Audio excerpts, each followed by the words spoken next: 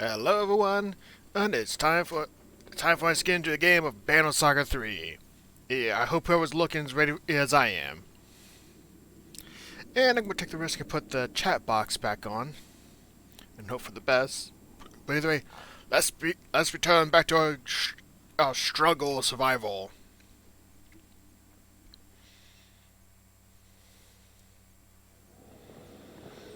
Got some things I need to remember. Okay, the game says morale. Oh, and let's see, I can remember how to do the voices. Look out! You bark. Bolvik has been gaining ground on the caravan since fleeing Strand, but now he's in full-on sprint. An axe flies towards Ulvin's head, clinging on Rolka's shield at the last moment. Static crackles. Bolts of lightning rip into the ground, tossing clouds of soot high into the air, but it clears to reveal no body.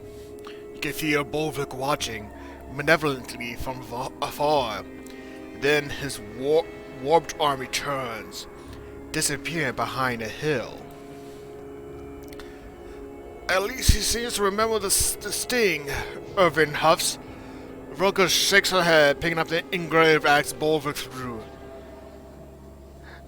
This is a prized possession, made from his own horn. The only reason he threw it is because he thought he could end this here and now. Ugh. Guy can't do the voices right. I haven't been able to do the voices right since the first game. She hangs the axe on her belt and stares out into the darkness. I'm more worried about Bolvik. I can't see that. I'm more worried about Bolvik I can't see than one I can. This will be interesting. I need to make sure that if I get the chance, level up my caravan members for Ira's band as soon as possible. Because I may not, because as you can see at the top, I don't have the camp icon to set up. Some of us still need to sleep, Volker blurts, eyeing Juno. You haven't rested since leaving Strand. If I know a Bolvik, that's what he's waiting for. He's gonna tire us out before bringing down the other axe.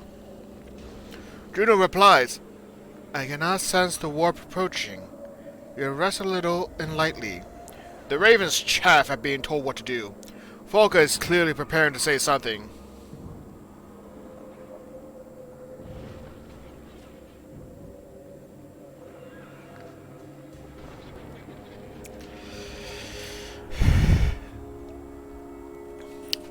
Bolvik is trying to hunt us down.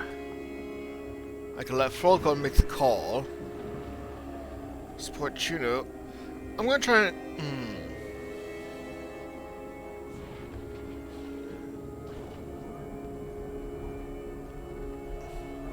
I'm gonna try and encourage a full rest, try to keep her up. We'll keep a full fighting party ready, sleep-in shifts, you say? I'll lead the first. As Volker expected, the warp come. Watch your back, boys! She shouts, frustration in her voice. And the first chance I have to actually start leveling up people that I didn't get. I gotta make sure I level up those I didn't get a chance to bring into battle.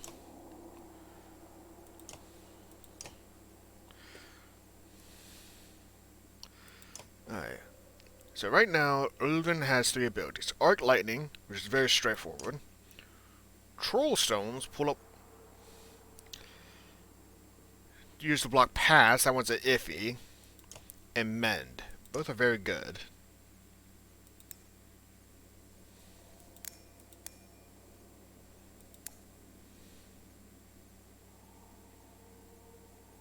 Knowing him, he's quite soft, but he does have the ability to be quite flexible. I'm gonna hammer him down into his spirit. No, his willpower. Oh god. At least that way I can use him to use his chain lightning abilities and mend more effectively. Juno, I know is going to be an interesting character because of the fact that once you can confuse the enemy. I'm not sure how that'll work. I'm not sure if they'll be an ally or just waste a turn.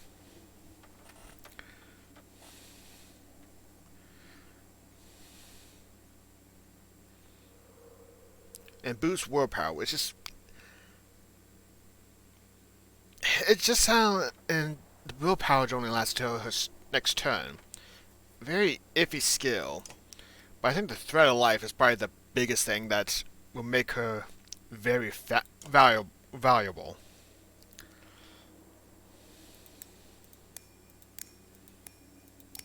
So I think he's going to max out her the armor and strength stats.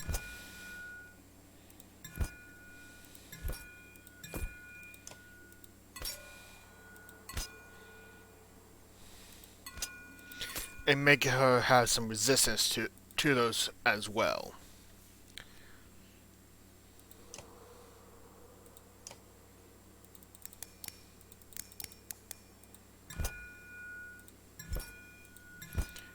At least that way I can take advantage of her her ability to come back from being bested. I think I am going to invest some in her willpower, because that's going to be good to my opinion.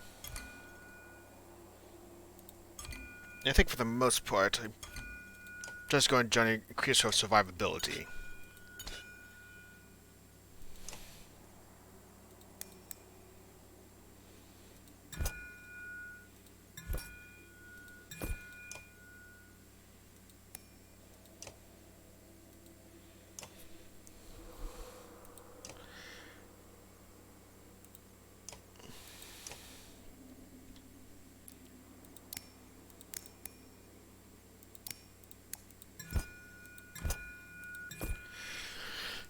As much as I do want to double down the whole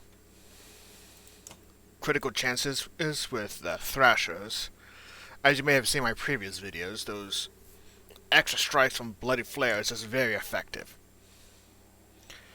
Axe Storm is not an ability I care for.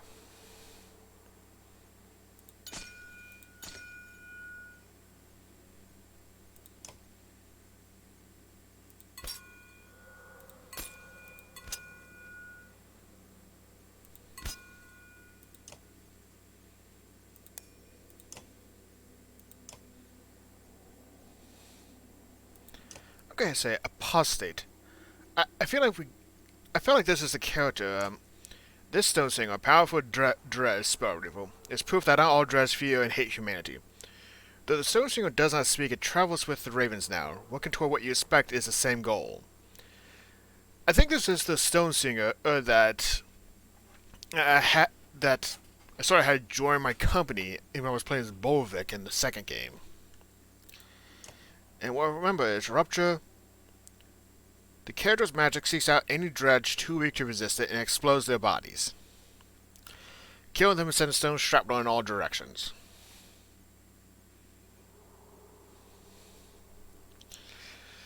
And this is very much a very big gamble. When the fact that I can make one blow up, but I need to go a full circle. Yeah, this one just gets. He's on. Yeah, I say at least he has that potential to be a big gamble, but hard to get an idea for certain.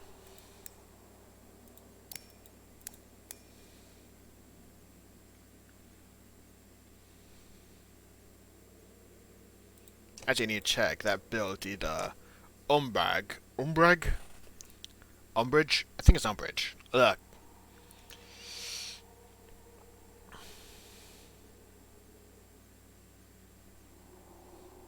And it has a long casting time, so he's pretty much long cast, big risk, but potential big reward.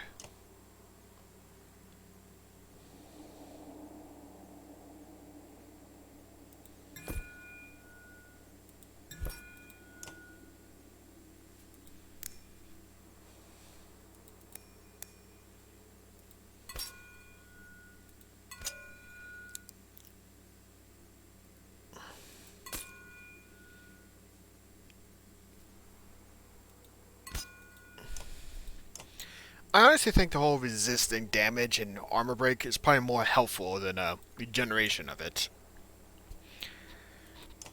Especially since it has such a 30% chance at most.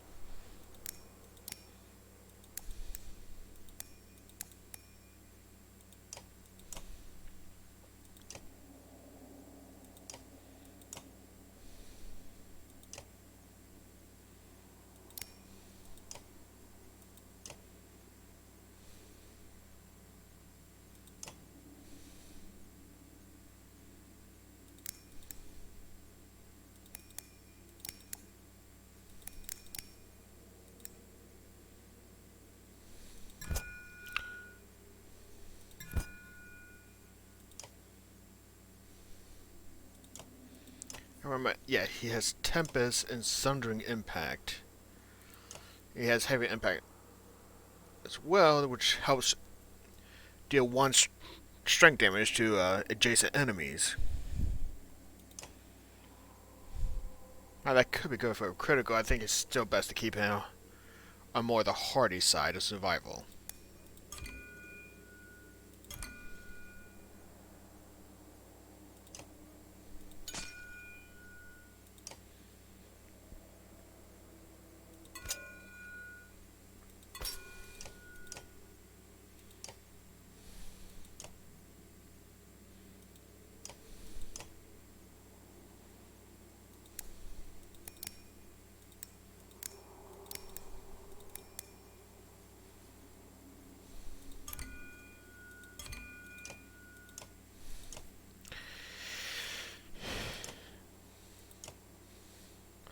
Alright, now I got room to promote some characters. And try and move things around. The real question is, who do I want to use? It is at the moment. Or at least who I want to promote.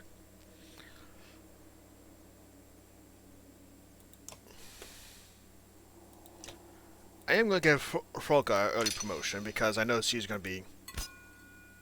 She's probably the only one I think who would benefit from the whole regain armor. Just because of her passive to just go through armor first before she takes 8 hit points.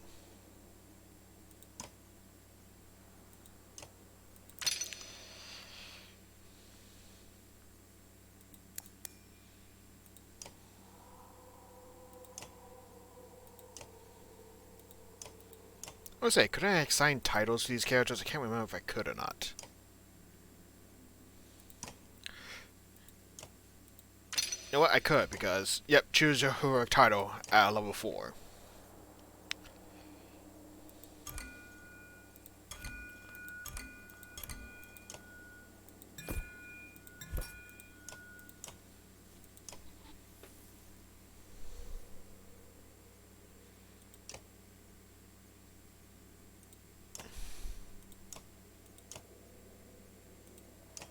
Personally, I'm not sure how much I want to keep Juno or Irvin because both are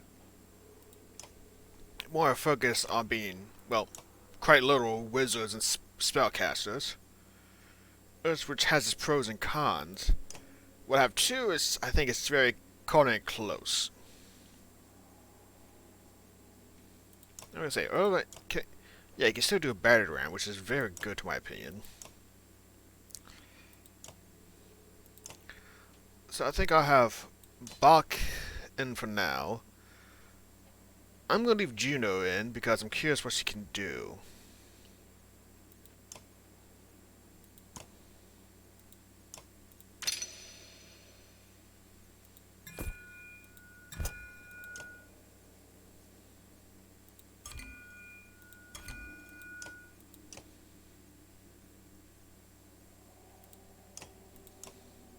Yeah, it's... Oh, wait. He has points to spend? I think it's coming back to me now.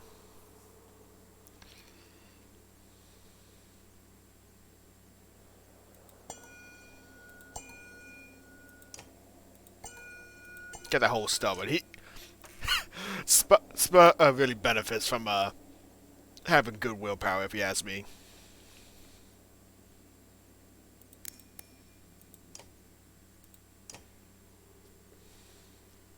Eh, very much so a valuable character to keep in mind, keeping your retinue.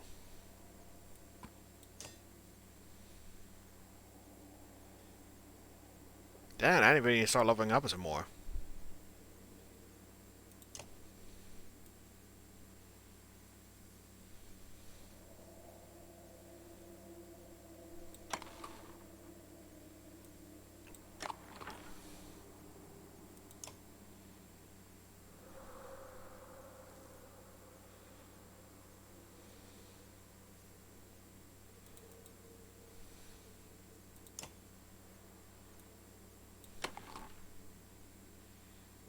Oh, I wish I had more items.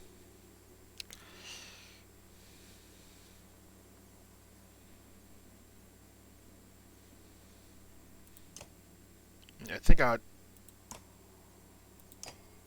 Alright, so I don't have enough renown, so at least could do one more promotion and just do like get the titles. Alright, let's see what would be good for either. Strength damage over time I hit, last one round.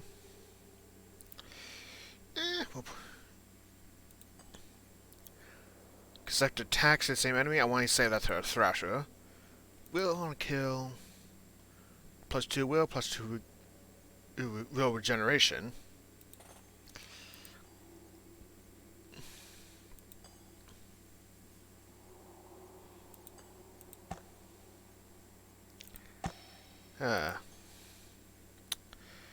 Could potentially make it lose some armor, but I think I want to save.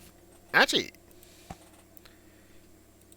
is he the only one with the highest armor?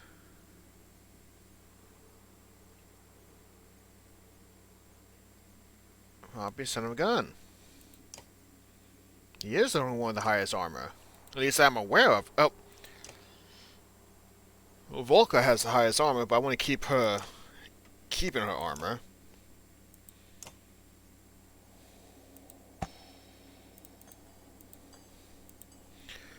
So, ooh. Oh, it just loses one armor. So... yeah, so it just loses one armor altogether, but that's about it.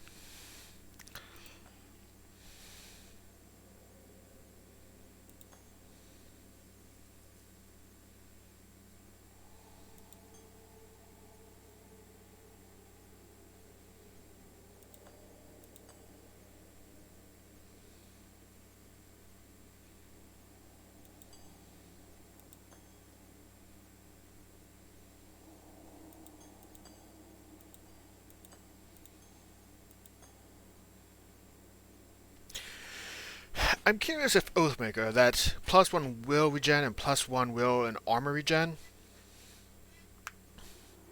if that would be a passive or just not have to be active on.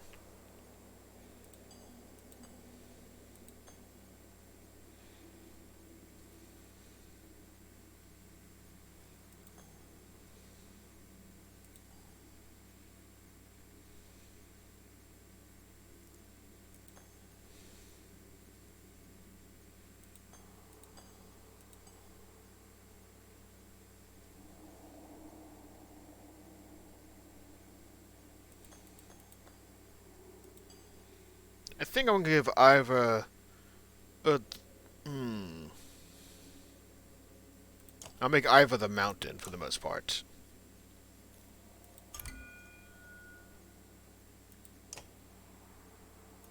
Okay, so the other side gets him +1 armor now.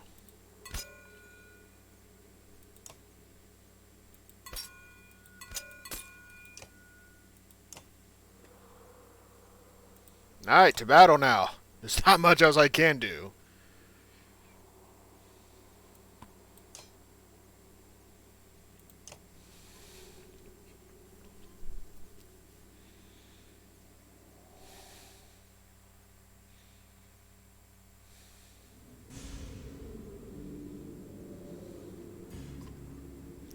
Ambush! Is anyone here surprised? Alright, so let's see what I'm dealing with. I got Warp Scourge Dredge. It drains strength and will. And strengthens warp drudge. Ooh, it drains strength and will and strengthens warp drudge. Okay. So that could be a problem. Just simple range. Bloody flare, so that could be annoying. Impale, so target bleeding and all that.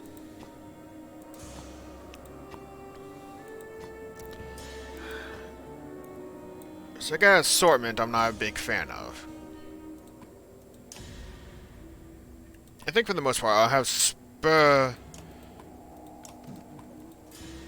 Try to get Spur into just be a nuisance.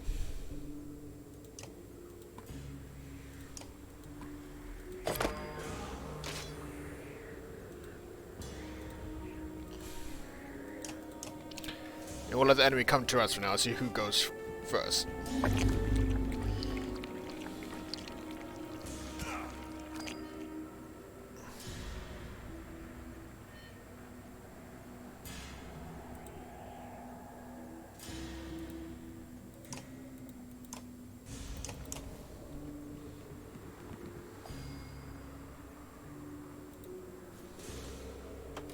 Oh, this is in waves.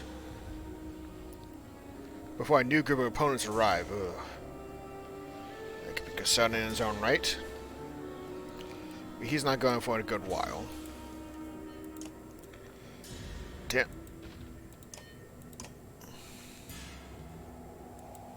So I can't go now, just try and leave a mark.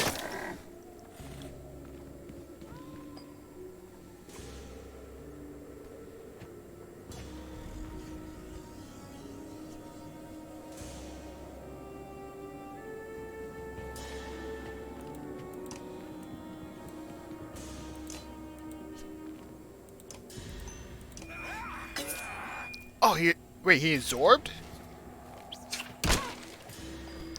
Oh, that's right. Another endurance down here. Willpower absorbs all strength damage until depleted. Shit.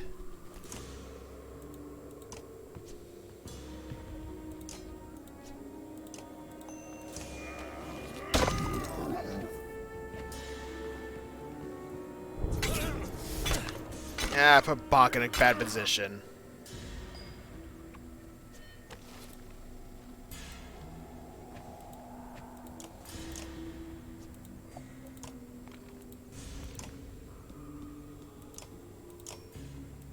Let's see how Confuse works. Oh! That's a good ability.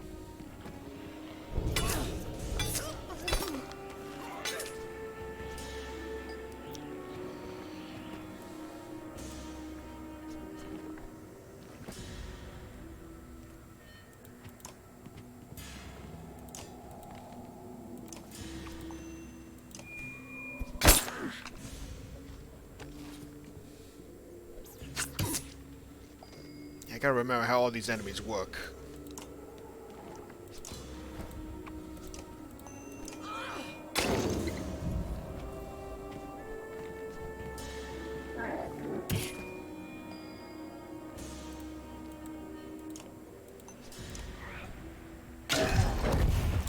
I like those odds. 90%.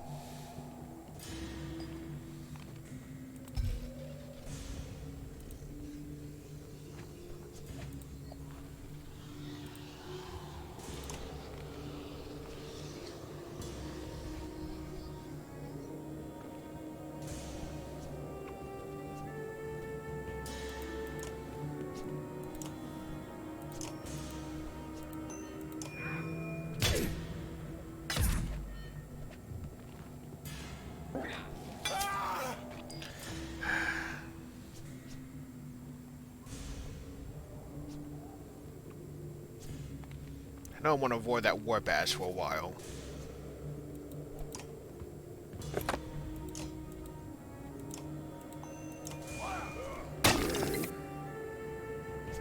Wait, oh no, that one applies to strength damage. Ugh.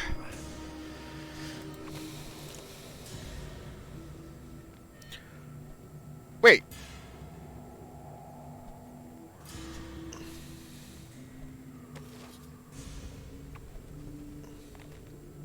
Oh, strength damage absorbed by will.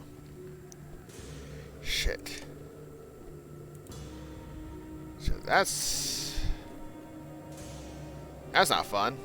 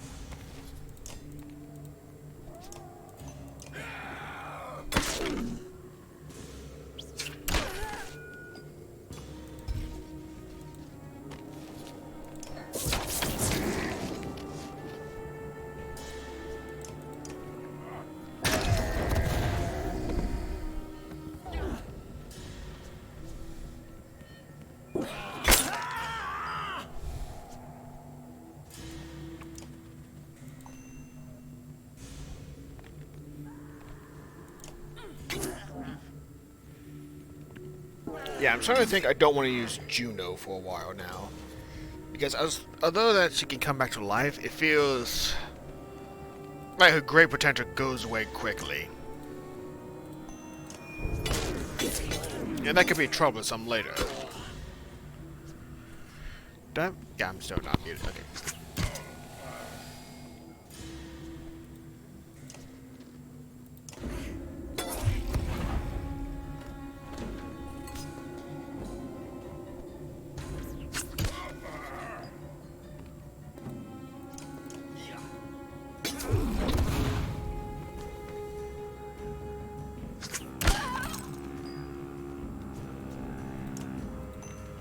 Yeah, I think now that we got the dredge, the dredge gone, this will be going by very quickly. Or at least it should be.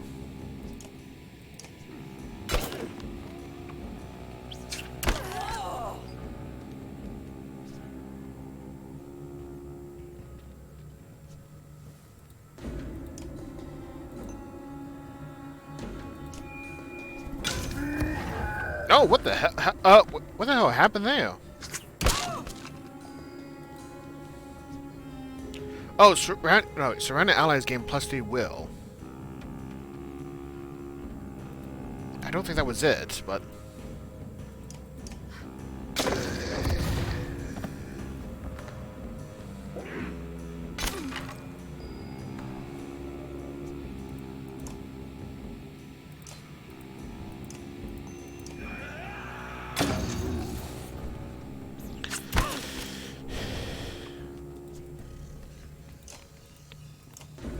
I miss how the slingers don't run away when you do damage to them now.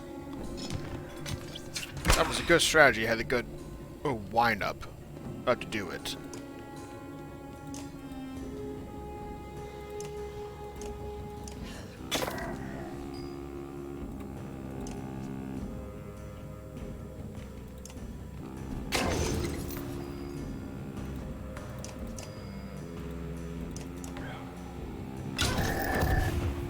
Oh, one turn away too.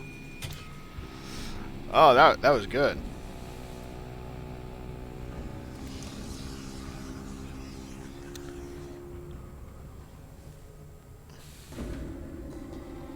I think I am gonna get Irvine in now. Cat, you are in my way.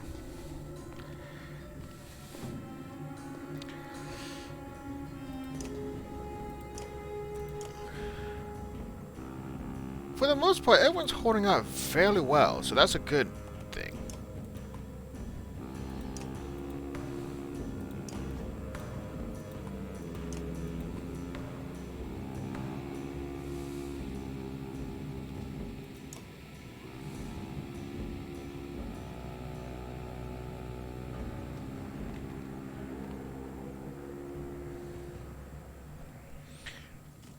The only question is, do I want to keep Juno in?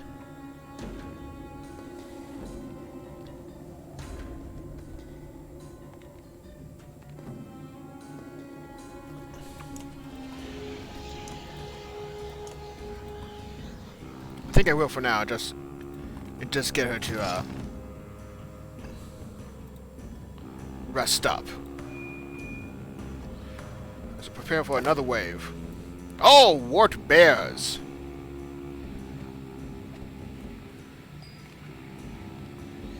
This will be interesting. We got a wart bear. What does that do? Random effect per turn. Also explodes on death. Devise damage between strength and armor on up to 3 adjacent targets in front of the bear. Devise damage between strength and... I am honestly concerned. I'm not sure how to take all that.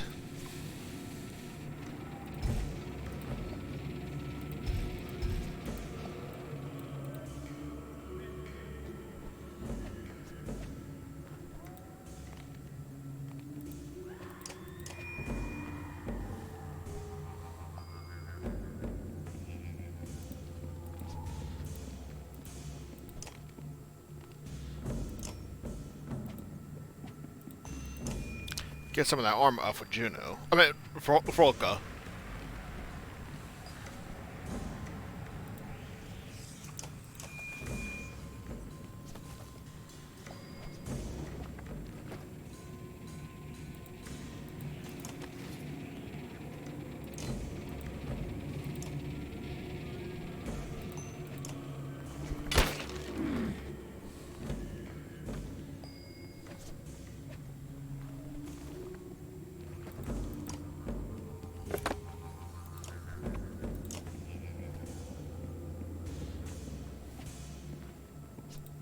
Give some allies some protection right here.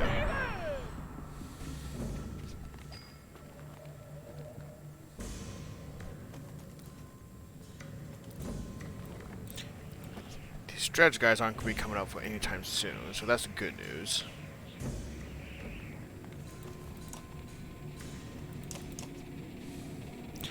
I personally do not want to try and charge the enemy right now, since they have quite little either range against me.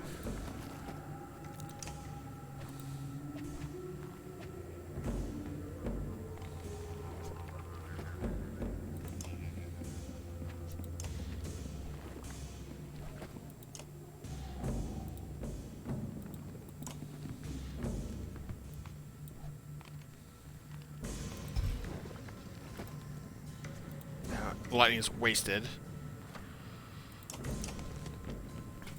Yeah, setup is going to be a pain no matter what.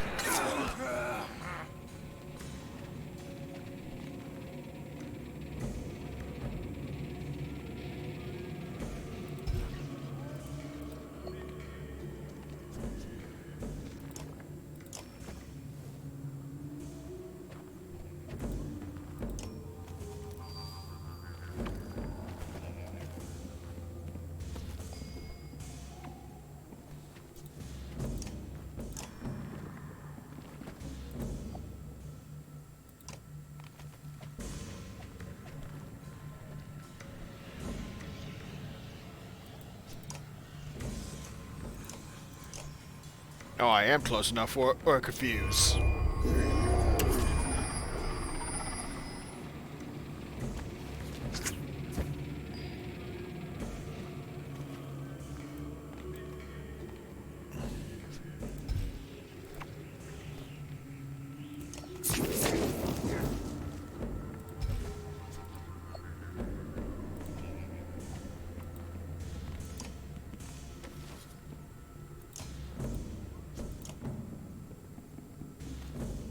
I need to increase his armor break because he's not going to be doing much.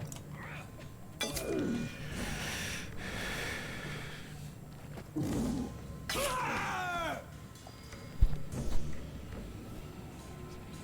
have it. Wait, what the hell?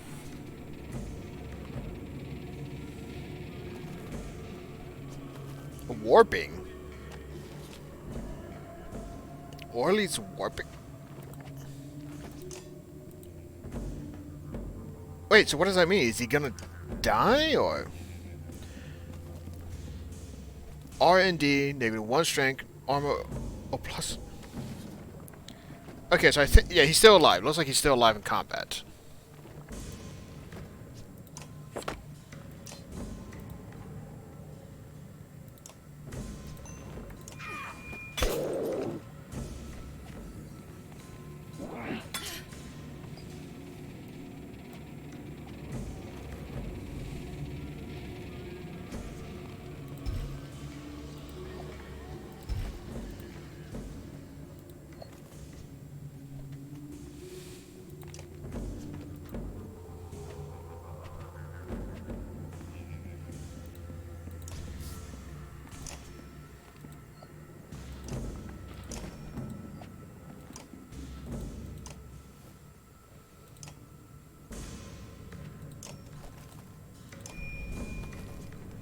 Þú verður aldrei hálfur maður á því mömmu þínar.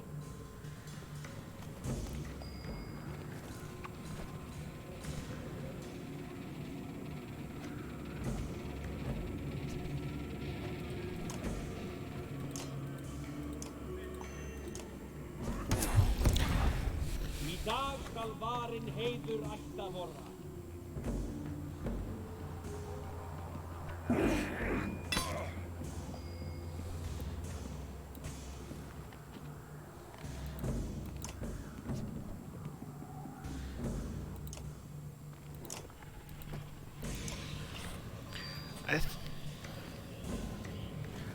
I would say the one thing I find interesting is that these warp creatures just feel a good mix of uncertainty of how they work.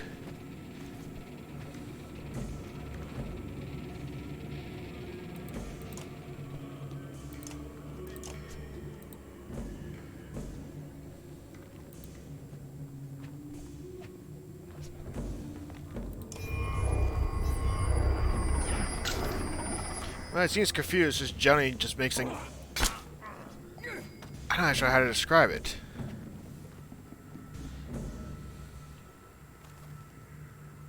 It is clear that it seems like they all act different. That's for certain.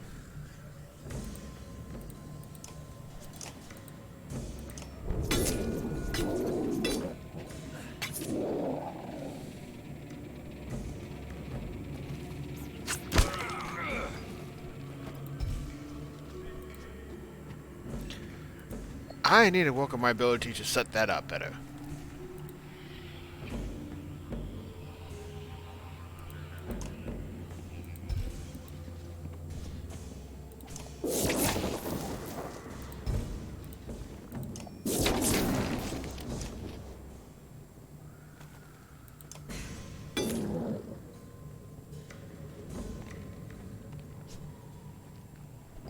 Wait, what did it just do?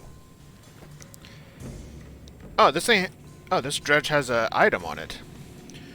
Jewel Petal Ring. Bonus strength damage when stationary. +3 will, +1 turn, +1 break, +2 to will talents. Look out. Wait for enemy movement within sling range and throw. F.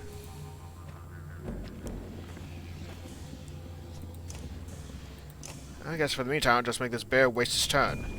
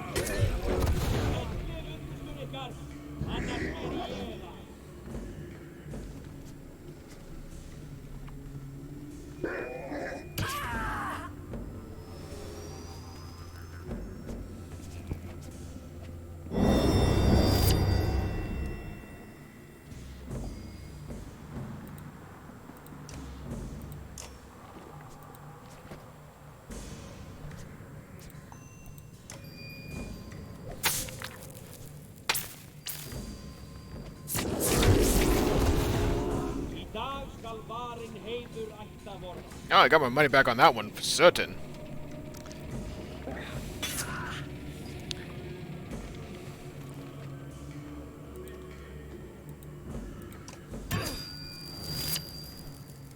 What the heck? So, she gained a point, and then just activated the slingshot right away. I'm not sure how to even take that.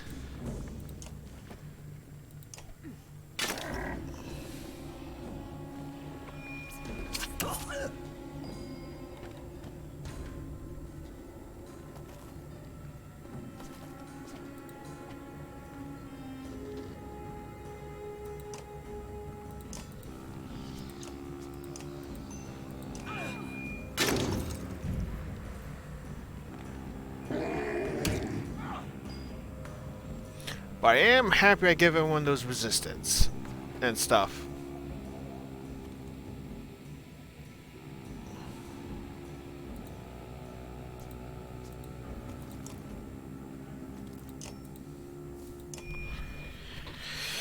And happy that Spur can lay down out sick burns.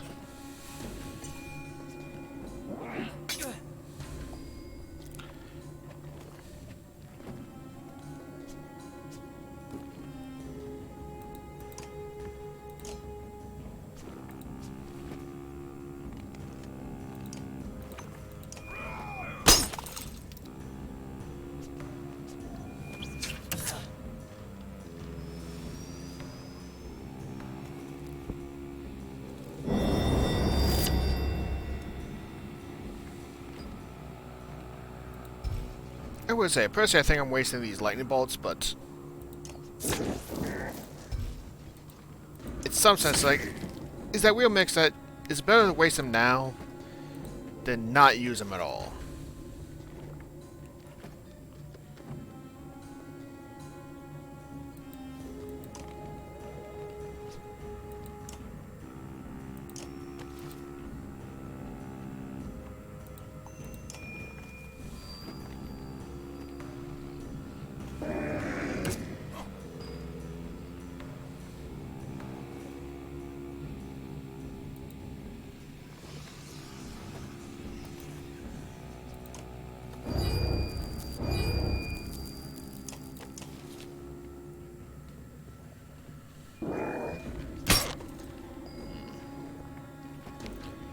Seem to be focusing on Ivor now, which is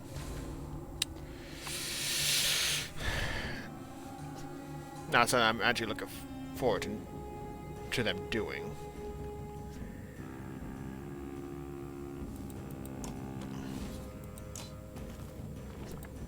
I forget, what is Shield Smash? Break shield on enemy, break damage to enemy and adjacent allies.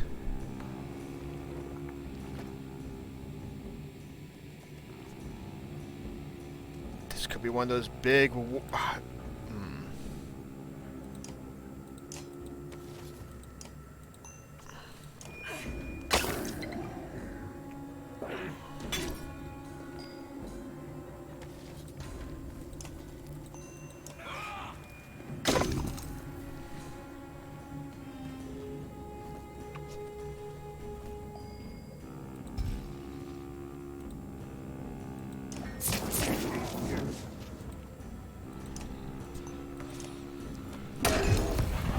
All I know is I need to start getting rid of these guys faster, because I'm at the point where I'm taking bad hits like that.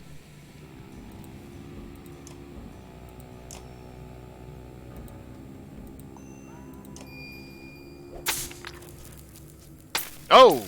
The game is glitching out there for a second. Wow, okay, so I don't know what's going on with Banner Saga 3.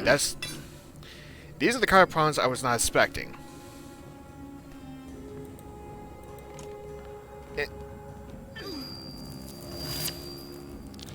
I swear, it really just happens with Juno for the most part.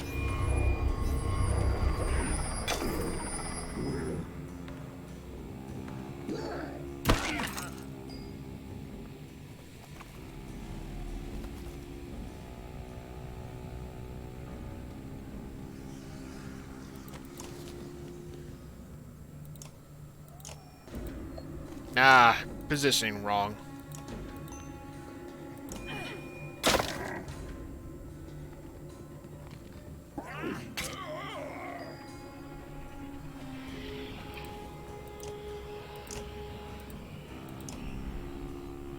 Ég læti dúsa skríti í eigin emdum eilíf.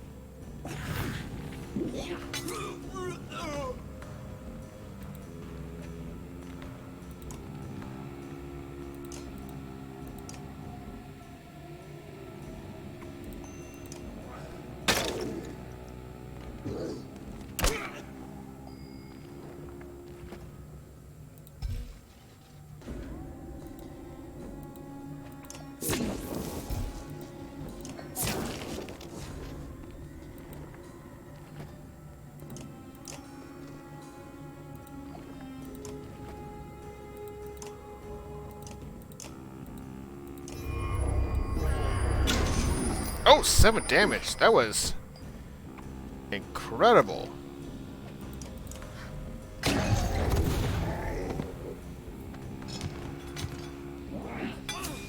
Oh god, I'm not sure what the hell is wrong with the game for doing this.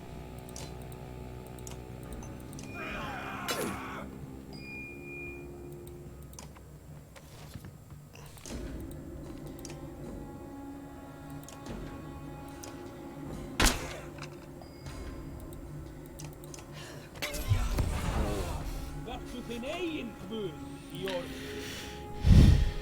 Alright. Got myself an item. Some good kills. Only 2 went down.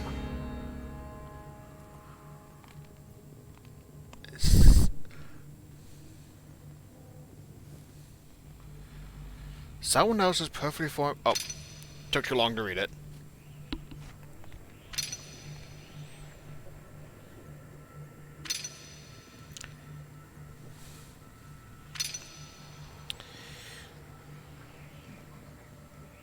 I'm not sure how this section, the whole journey through the darkness, the Raven in Ivor caravan, would handle injuries.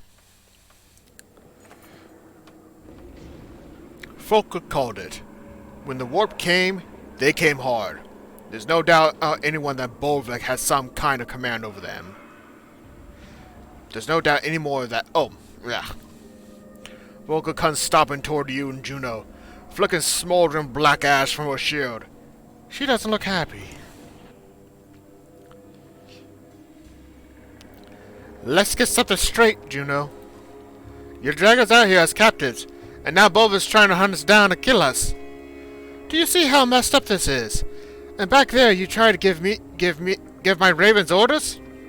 Tell me again when we're allowed to rest. Go on, say it to my face.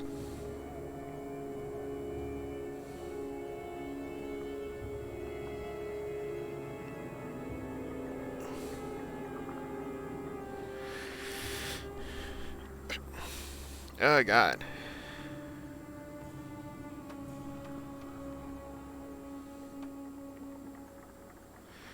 I do have to side with Folka because we do need the rest.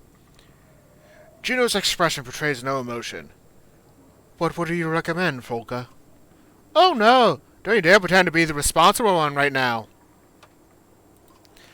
Steam plums from Folka's nostrils like an angry ox, swirling through the cold air. I don't even want to hear your voice. The ravens are under my command, and if you want anyone watching your back instead of putting a knife, what if Ivor spoke on my behalf? You know what? That sounds like a great idea.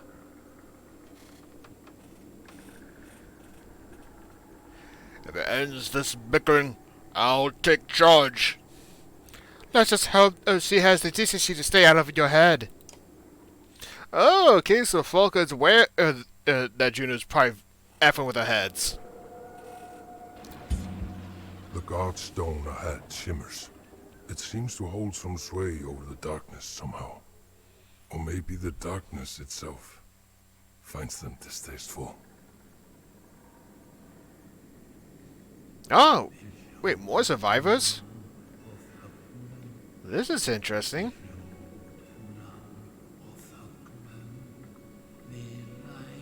And another dredge.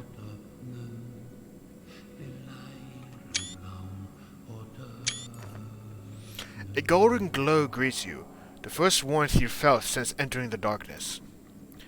Disheveled women and children huddle on one side of the godstone, while Dred sits on the other. The dredge has arranged a circle of obsidian stones around itself, and just outside that lie the bodies of a couple dead men. Oh. Clearly telling it, you cross this, you die. Ain't this a sight? Oleg grins. Then he frowns. I have a feeling this is about to become our problem.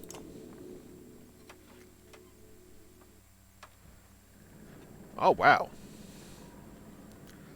Praise the gods! Someone has finally come!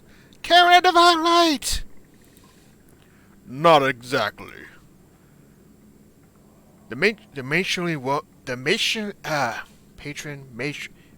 woman faces falls as he gets a better look at you. I know that, Cress. That's the Ravens! No, She points with an accused and shake a finger toward the stone singer. What? What is that? Have you brought more dredge to slaughter? I can't. See, it has that voice where it's just like. I can't think of the actress name, but it's like. See, I can't really say it, but it feels like. So you have one of those personalities that could be big. Like, serious and big. The stone hurler stands within his rings of stones, wobbling loudly as you approach the godstone. The old woman recoils in disgust. Well, how interesting. This one is terrified of you, Ivor. How do you know that? Because he said so. Called you Destroyer. I heard of the Destroyer before, but I had no idea I was traveling with him. Is it really you? They speak you like we do Ubellera. Thought you'd be bigger. It's a misunderstanding. Where would he hear such a thing? Traveling with the Volca, but you do not know where we are headed. You're an interesting one, Ivor. We should talk more. The old woman rejoins you again. After a heated battle of whispers with her kin, she clears her throat. I'm Kalhilda. We came here to pray when the skies darken. I guess I don't need to tell you we're only alive now because of the Scarstone. A miracle! And they say the gods are dead. Then this light comes from nowhere. It attacks us. Kills our husbands and mine as well. Aye, a right miserable shall. Sucker he was, but an injustice to be killed by this thing. She gestures rudely at the stone hurler. It makes a hissing sound like escaping steam. Quiet, filthy thing! You'll take us somewhere safe, surely. Surely you will. The opposite. You don't want to go where we're going. God's alive! Has anyone lost their minds? At least give us justice. Don't leave this slag alive to kill us and eat our children. Elfin, what's this Dredge side of the story? Hildy bristles at the implication. Ulflin taps a spear and the horns vibrate with a faint hum. The Dredge sings a soft response. She says they left her no choice but to defend herself. Stuck here, same as then. By the gods! We've been found by the only slag lovers in the dying world. She snatches something shiny from the hands of one of her kin, Raven in front of you. This is what the ravens need, isn't it? You disgusting vultures. Family heirloom, worth more than it looks. I say we just bring the Stonehill along with us, Ivor. I mean, we already got one. You said it was terrified of me. Then she won't put up much of a struggle, will she? What are you talking about? Kill it already! Kill it!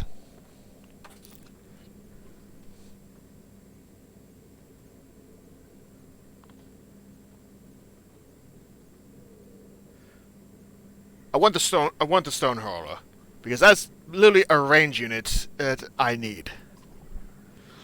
Ulfrun speaks to the Dredge again. It shows little emotion, but that may just be because of a lack of facial expression. Quite the motley crew you gather, Destroyer. Don't call me that. I'm serious. Hilde pockets her heirloom, offering only low curses, angry that the dredge lives on.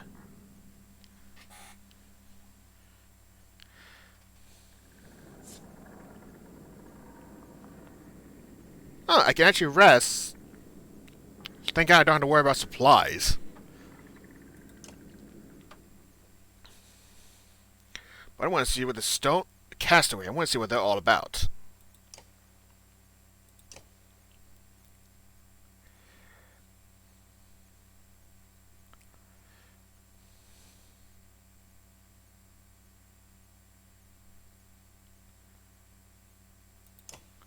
Alright, so let's see what she can do. Sunstrike. Decatur strikes her target solidly in the head, leaving the target dazed and unable to exert himself for extra movement for a round.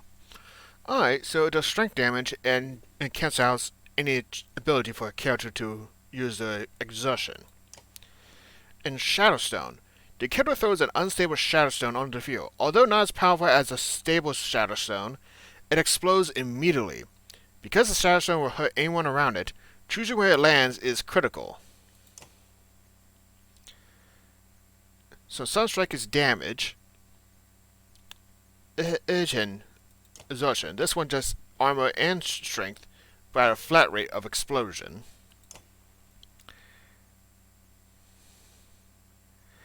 And it just generally has the passive of move around as when it gets strikes. I'm actually quite interested to see how this character works.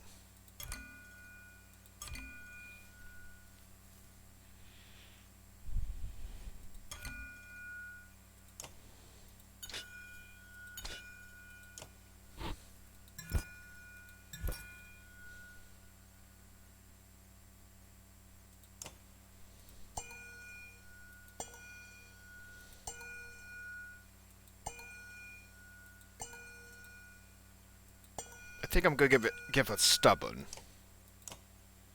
I'm actually quite happy I'm getting to play it with the dredge now.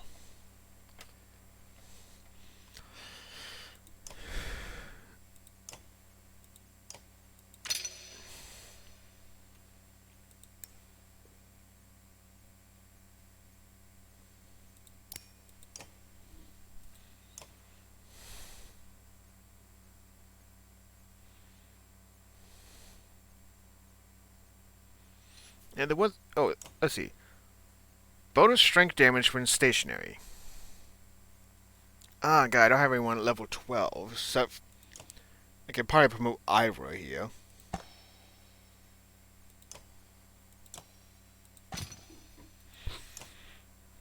You know what? This should have the title of the Destroyer. It just is a little gag achievement.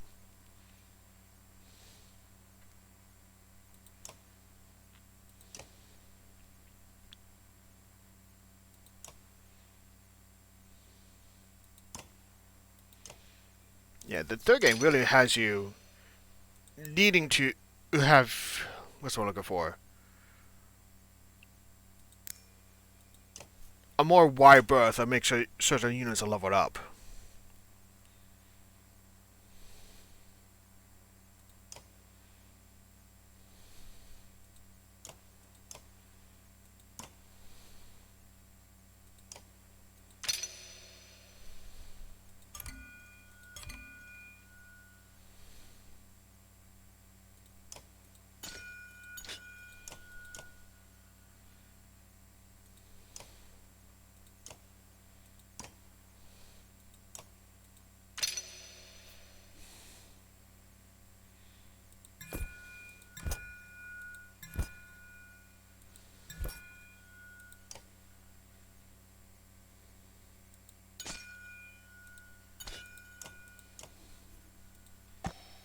What kind of title can I give folk? I know I want to give a something like the unmoved, but no, the unbent could be potential.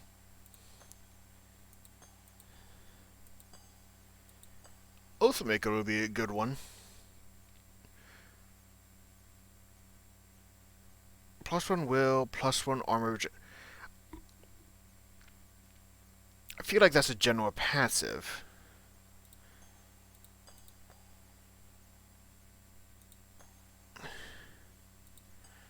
You know what? Now may focus on Oathmaker.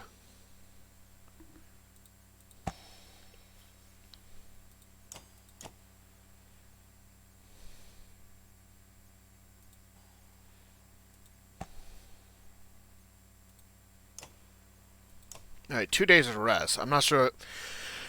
It says I don't have to worry about supplies. I'm curious how much rest would be a challenge. Because theoretically I could just make it all where morale is just great no matter what. But I'm pretty sure they're going to have some sort of catch.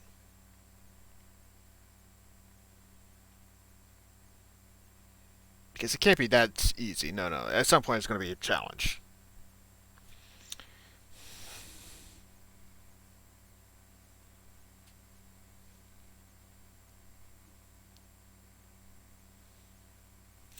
Okay, the game is loading.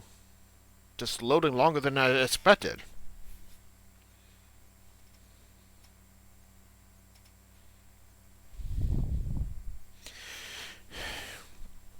Yeah, so right now, just to keep chatting for chatting's sakes, I really think that moment was just a pick or choose moment of either get a new character, which I think is worth more than an item. Because although the item could be helpful, there could also be that chance where it's just like, yeah, this is completely useless. That, and I like the idea of having an extra range user, because Oli's nice and all, and he's good because he's nice and flexible as well. He can go melee and go with range. And although I'm not a fan of the Axe Storm, Bladed Flare is like my bread and butter move.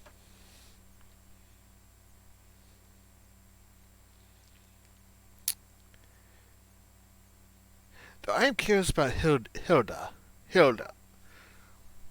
Most because I'm like, I'm not sure if she's going to do something else story-wise, because it's that whole idea that a character has a name for a reason. I expect them to come back at some point. And the only guy I'm playing the game has not crashed on me. Or at least, it hasn't crashed. I know you guys can't see it, but right on the bottom right hand corner it has just like the word loading, and just like some dots just keep on going past and past, and it's just, yeah, my avatar is over it right now, but ooh, that is just.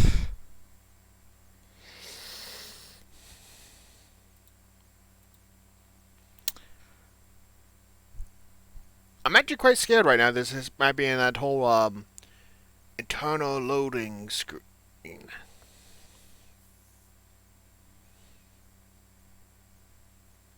You know what? I'm gonna blame Juno for this. Whenever he dies, and so ability just makes the game go a bit crazy for some reason.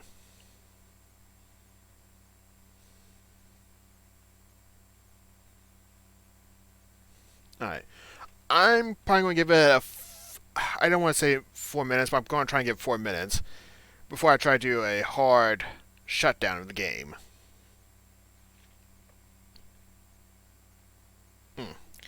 Thought I saw the screen flash for a second on my end, but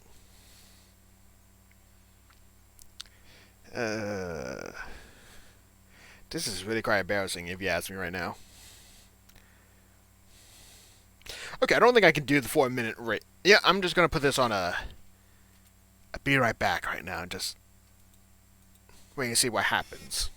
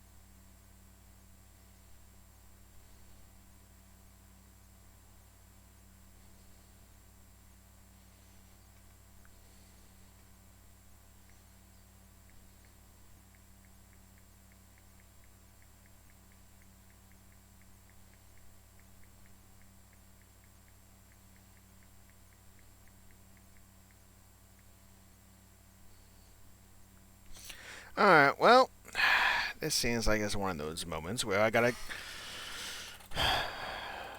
restart the game. Yes, grumble, grumble, grumble. Alright, well, hopefully I didn't lose too much progress.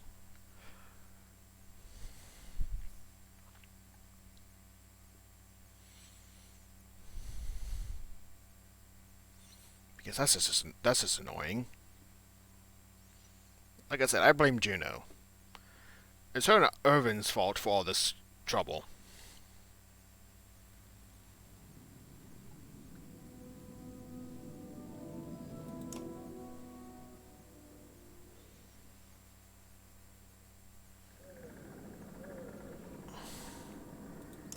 Alright, let's see what we left off at. Alright, so all my XP is still here.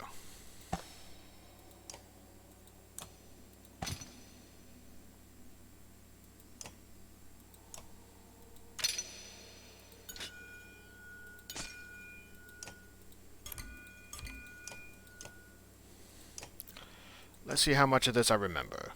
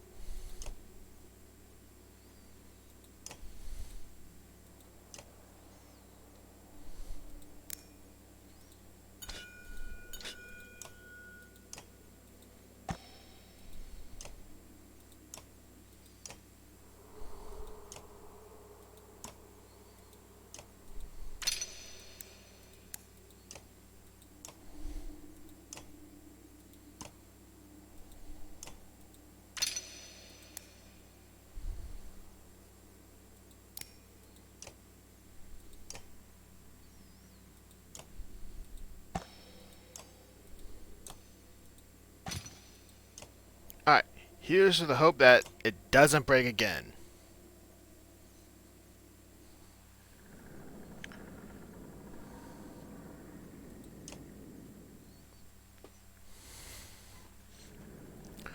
Ulfrun finds a quiet moment to make her way over to you, leaning on her staff. Why didn't you tell me, Vol?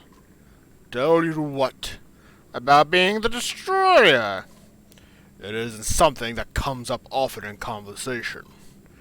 You'll have to excuse me. I don't always know how to speak with people. I spend a lot of time alone, or with the sculptors. Sculptors? Well, more precisely, they say something like, "We who shaped the stone." But it's close enough. You didn't think the dredges call themselves dredge, did you? There's quite a lot I've learned from them. Some things you may know. Many secret. Ulfrun waits your reply. How did you learn mending out here on your own? Mending? Bah! Call it what it is. We pluck at the threads of reality. Almost anyone can see them, if you know how to look. Who do you think taught the teachers? The gods? And who taught the gods? Even godlier gods? Anyway, you see my point. Don't think so highly of your Mender friends. They're more dangerous than they let on. How do you mean? I trained to be a Mender when I was just a girl. They tried to kill me, believe it or not. The Vol right there was the one sent to do it. She points the finger to Boise, snoozing on the hard ground. I don't think he even remembers me. I looked a little different back then. But I escaped, not before learning some things. They train those simple-minded Mendels to heal stubbed toes and raise raws. It's a fine distraction from the powers of the Volca really wield. But if an apprentice doesn't have the skill to control their powers, they're a threat to the Mender's reputation. And if you show too much skill, well, you're an even bigger threat. Alfred waits to reply. The sculptor see you as friend. Y'all need to stop looking at everything as us and them. Some of them are friends, others are not. Same as any people anywhere. Oh, I understand how hard it can be to see past your differences. Impossible sometimes. But so many don't even try. What kind of secrets are you talking about? What for nothing? I'm nothing if not a trader of knowledge, you know. The rarest secrets don't come cheap. How about this? In exchange for telling me how you became the Destroyer, I'll tell you something you might find quite important. What do you say? If you promise to keep it to yourself. I do. The Sundar I killed, Rays. It was no legendary battle. When I brought her head back to the other vault, they invented their own stories. The truth is, I got separated from my allies and found her out in a snowstorm, alone. She was cradling an infant. My axe accidentally killed the child. She didn't put up a fight after that. Indeed. It was Belalor's child, Ivor. Oh! Oh, wow. Wow, that is something to take in. 3 games to learn that Ivor kills Belalor's child, and probably his wife, maybe his wife, I'm assuming his wife, unless the Dredge have different society. And just... How can you... Are you certain? Completely. Consider that our trade. There is no more to tell. At another time, maybe. We should be going. After you. Just one more thing. Ulfran looks at you with curiosity. Are those Varl horns on your staff? Ulfran laughs with a genuine mirth. Nothing to worry about, Ivor. They were a gift that I treasured very much. You see, I have friends of all sorts. But as you said, we should be going. Another story for another time, perhaps. I like her. I like her very much.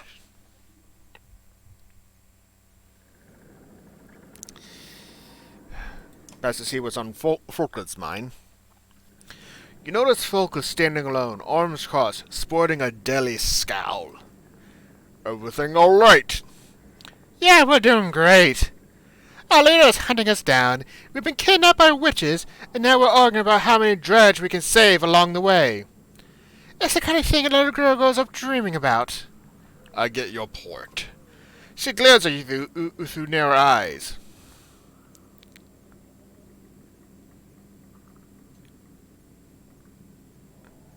You still care about Borvik? Are you trying to piss me off? Imagine little Alette hunting you through the darkness, trying to rip your throat out. Now imagine some us accuses you of having feelings about it. You notice Folker's hand and instantly go the axe Borvik had thrown at Irvin a few days back. What do you plan to do with that axe? Its name is Claw. I got the voice back. Alfran, your voice is very infectious. And what I plan to do with it is my business. Can we agree to keep it tucked away? If the sight of it scare you, then yes. I'll keep it safe and stuck right here. I'm not suicidal, Ivor. I'm not gonna plant it in Volka's skull. Not right now. She glares at you through near... Oh. How did a woman get accepted by the Ravens anyway? Is this the part where you ask me about my past? We talk about family and hug. It's on Black Snow, Vol. These guys all chose to be here, just like me. That's the truth. I think... Oh, God. That's all the family you need to know about. Considering you didn't even mention family, you doubt that's the whole story. But you let it drop. I never asked to be around you. I always heard the Vol like the space. You're not wrong.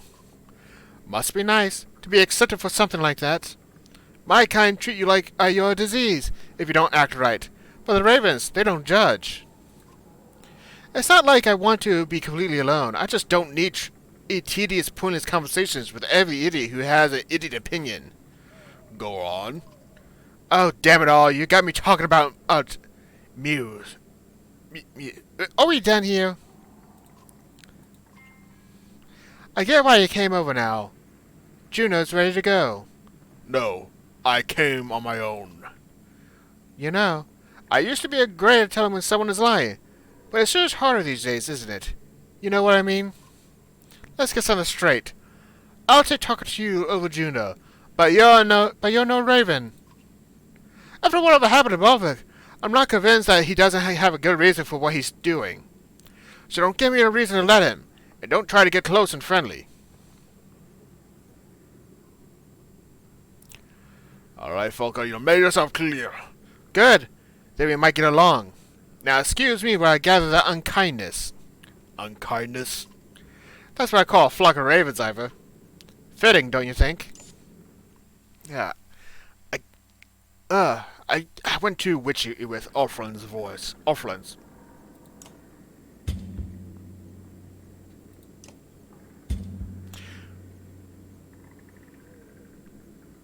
That didn't sound right. It sounded a bit more ominous. I'm not...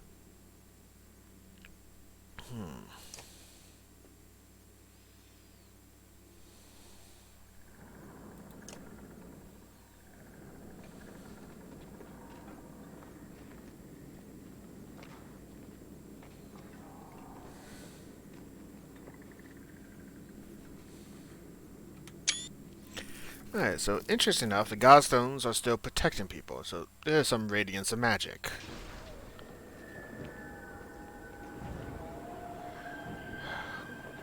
What kind of power hold would be a something question. Does it worry anyone else that was somehow gotten ahead of us? That they somehow gotten ahead of us? No. Does it worry anyone else that they somehow gotten ahead of us, as Volgrad? What once was a hill has been twisted into a thin strip of land, pulled along like spider silk with a steep drop beneath. Warp sham went back and forth across it, but Volvic is nowhere in sight. They don't need rest, Volker realizes with a shudder.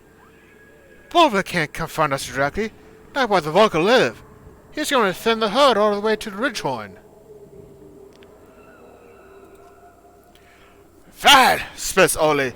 Exactly what we do, isn't it? I hate it!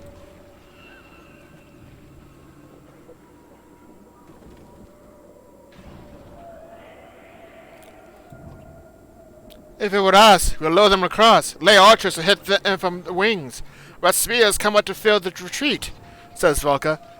But something tells me either Warp can't coordinate like ravens, though. But what will Volvic do with a bunch of drunk idiots? Volker muttered, thanks for a while. He'll make it look like a trap, so he try to get fancy. My gut says we just rush it. Ole has already drawn his axe.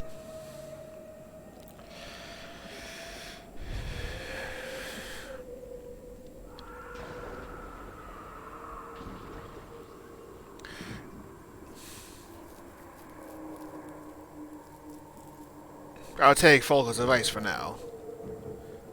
Nobody stops the Terror Cross, you bark. The ravens advance quickly. The warp are slow to respond. Slingers! Shouts Volker, noting warp dredge hiding just over the ridge. Rush them!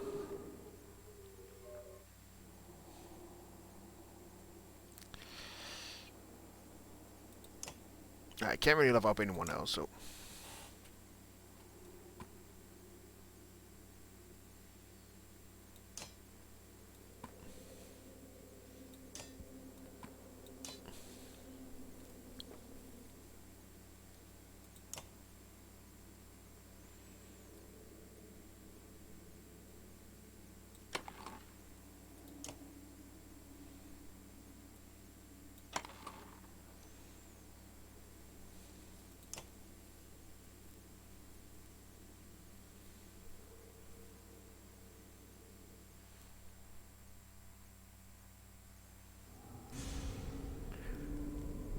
Oh, is that what I think it is?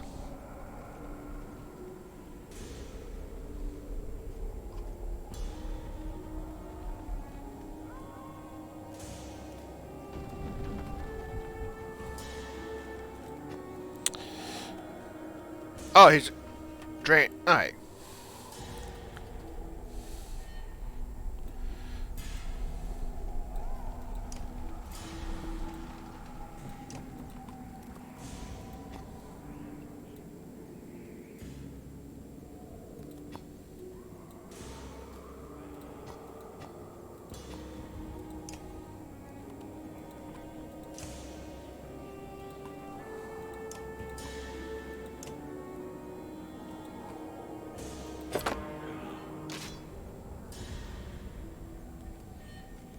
Yeah, he has such short range.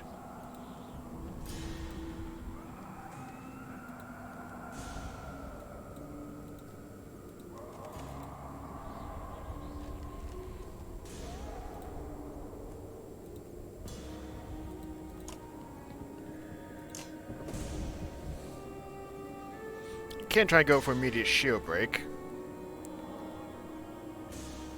But his willpower absorbs all strength damage, so that could be a problem later on.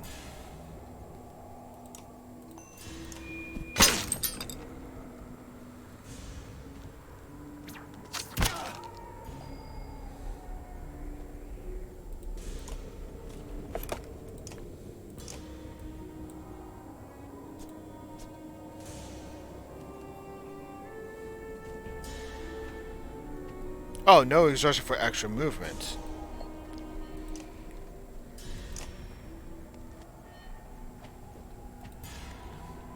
Exploding in a fire tire area immediately. Well, let's see how this goes.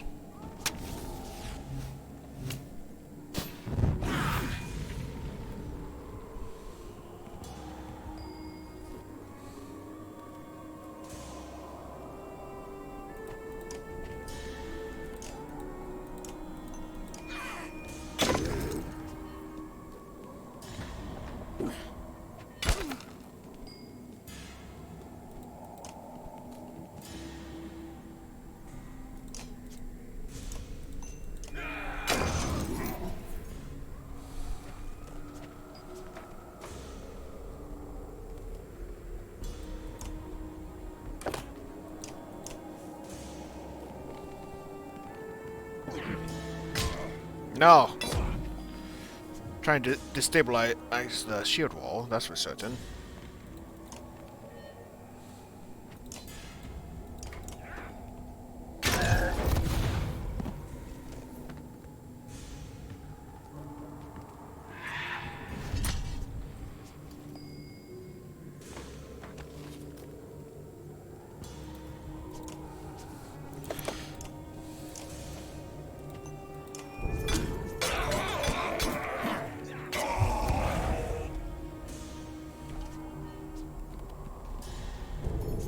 Yeah, it's interesting. Now look at the war.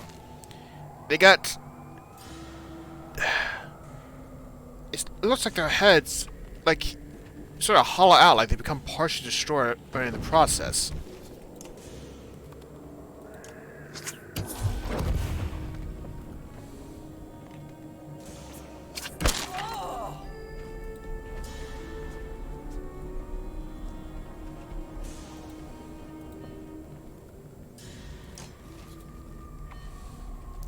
Alright.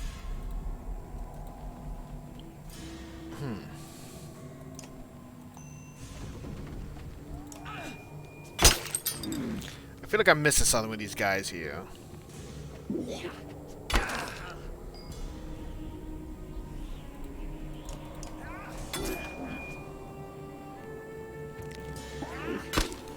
Now do I got things mixed up again?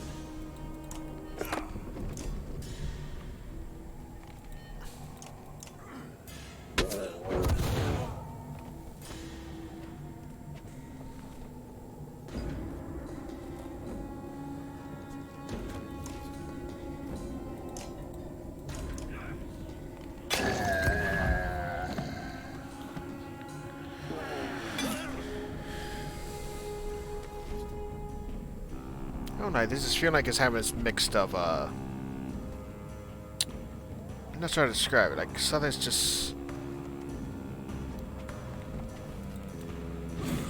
coming. I don't know. I might be overthinking right now, but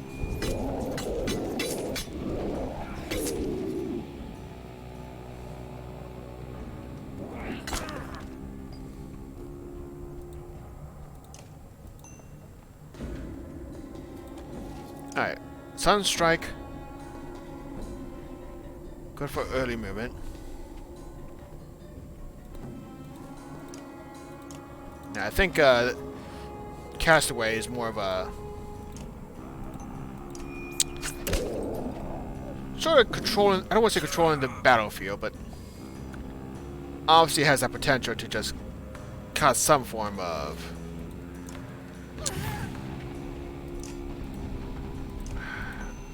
not sure what the words I'm looking for are.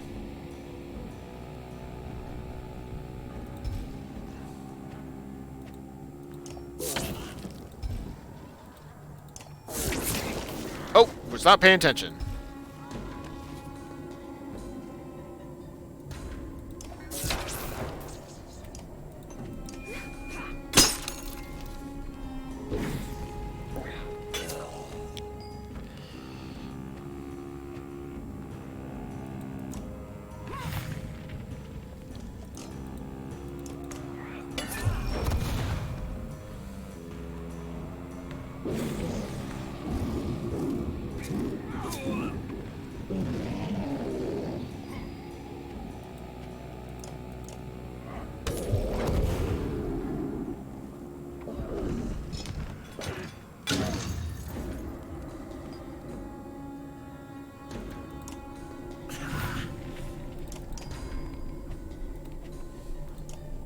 Yeah, right now I'm not being concerned about those warp ashes. Just was considering I don't have to worry about any more encounter fights after this.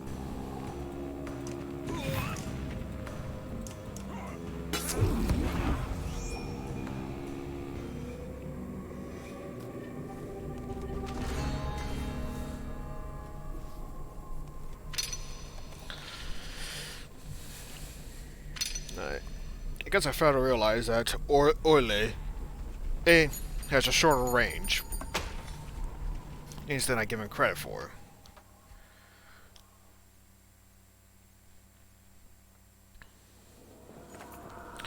This time the warp seemed even more organized than the last. That could have gone all wrong, Spa says, peering over the bridge's edge at the twisted rocks far below. Falco replies, "Yeah, we could all be dead. Come on! This isn't a place to get Bolvik another try!"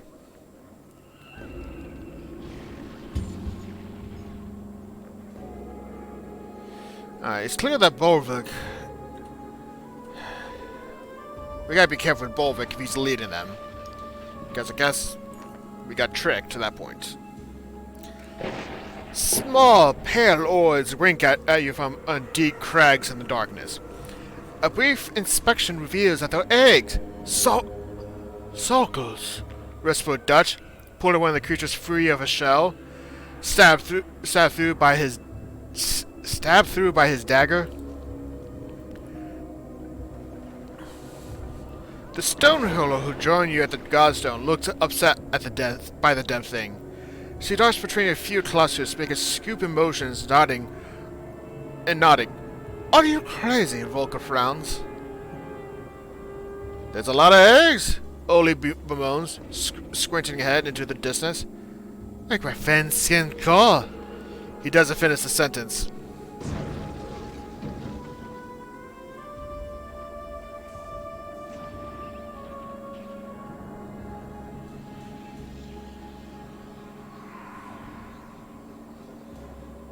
I'll let the Stonehollow see what she wants to do, since she's more aware of about them.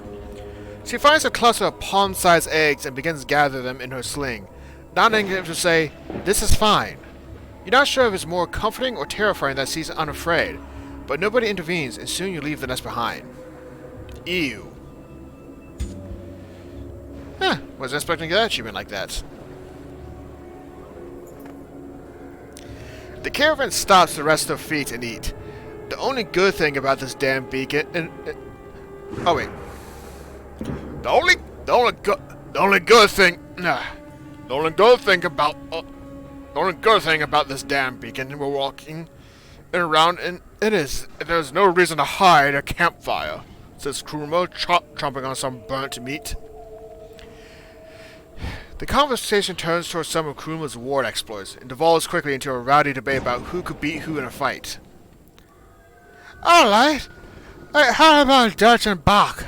Grins Ollie. In a fair fight, asks Kruma.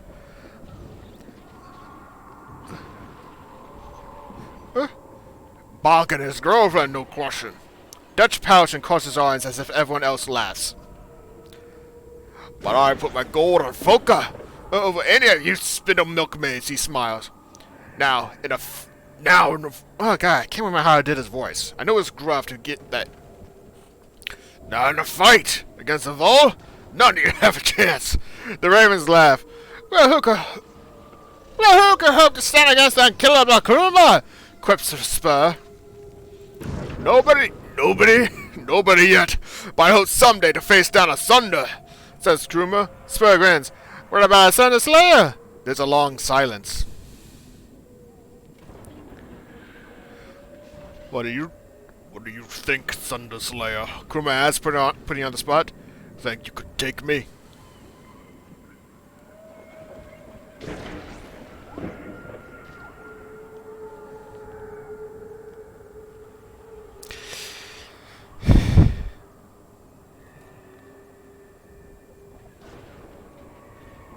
I would need both arms. That was spawned with a light. Now that's something I pay to see, Volka says. But you know what I think? We need to get moving. The others grumble and roll their eyes, but soon you're back on the road. A good quip, now and again, to remind us of all, at least some hope. Life is good every now and again. Brambles rise ahead of you like gnawed hands, reaching toward the sky, their fingers peppered with thorns. This was once a healthy force, now just another obstacle. Balvic knew we have little choice but to pass through here, Irvin says, girded around with cost days.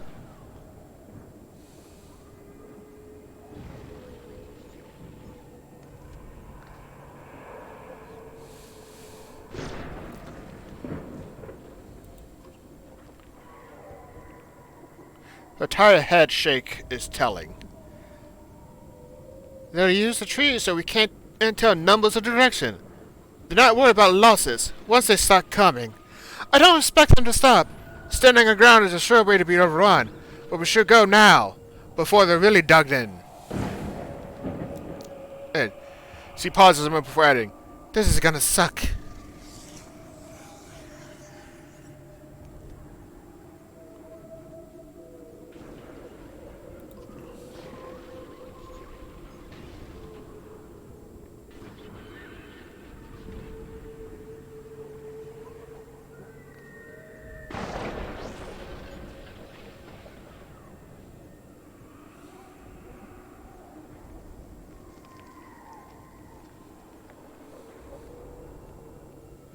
we'll push forward. Shield! Volker calls in a tone you're starting to become familiar with. The Ravens do their best, but progress is slow. Each fallen creature is replaced by two more. Eventually, you find yourself stopped and surrounded. Cut a swath, Volker huffs. Before we can push any further, watch the flanks! Personally, I would say rest is very important, but this is also a case where taking Volker's fight into consideration is actually quite important and worth noting.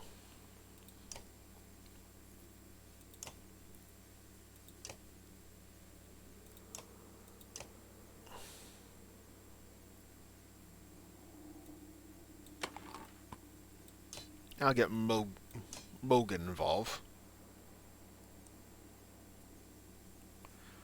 I really need to get ahead and level it up more.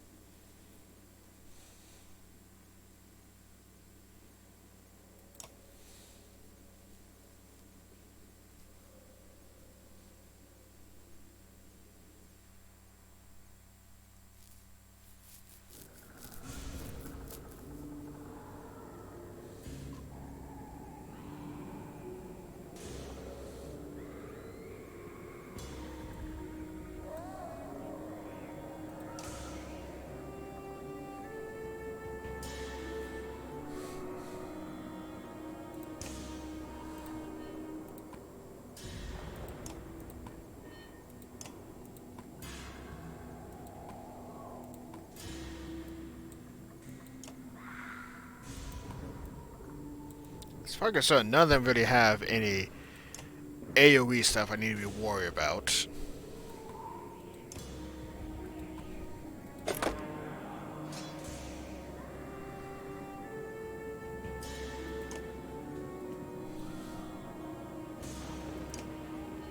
Oh, wait. Barbed stones. A stone egg hatches in the sulcur if not destroyed. Oh, an ally if we need it.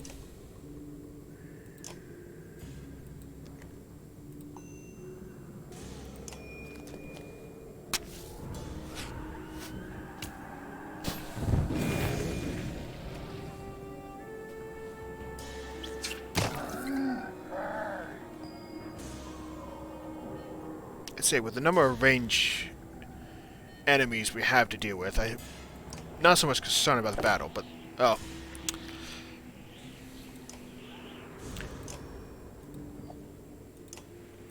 This is definitely going to be one of those moments where...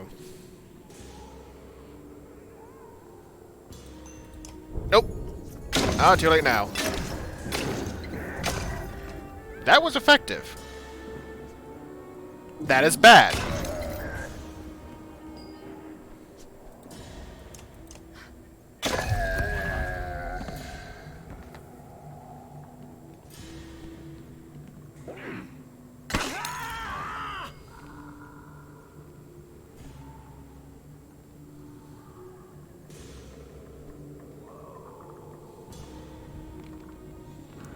Alright. Pig sticker. Transprint.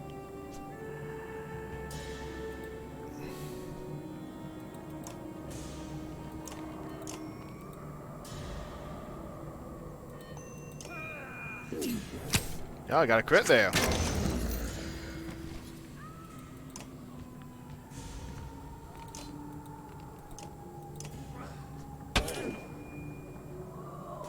Alright, so at least those guys with the absorb will take damage first.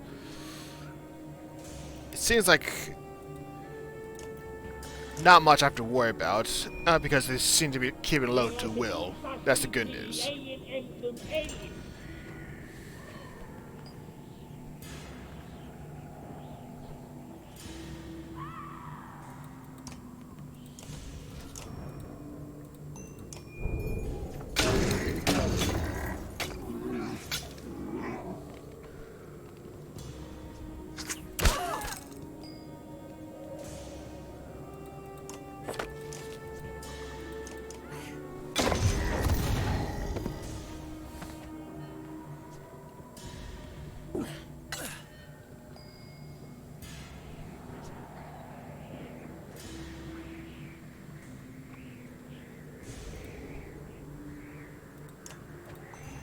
Come on.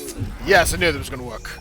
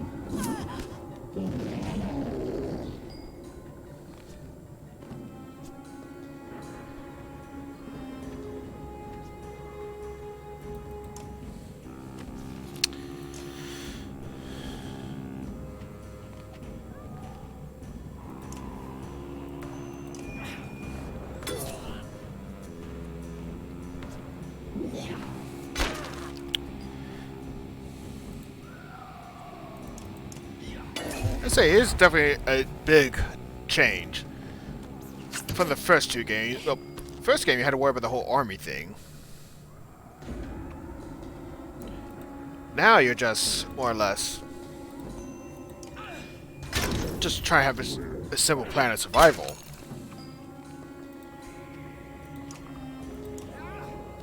Ah.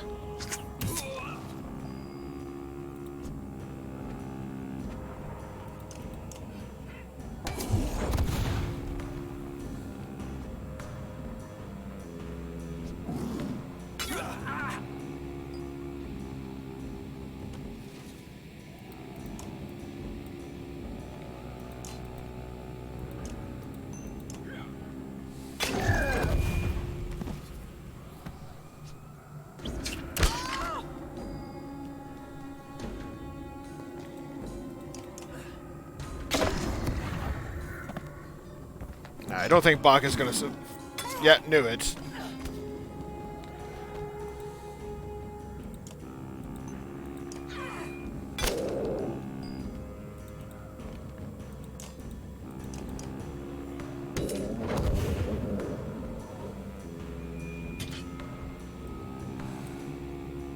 Alright. Right now, I'm generally feeling confident about this fight. I'll get over involved so I can have someone to start patching up Volka's armor.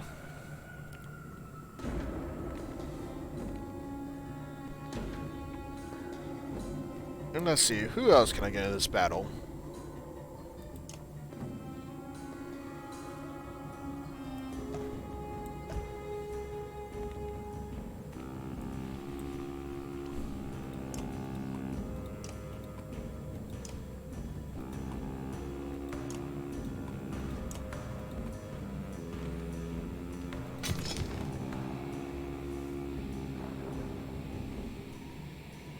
Yeah, the most part, Volka and Mugen are the only ones that need some armor boost.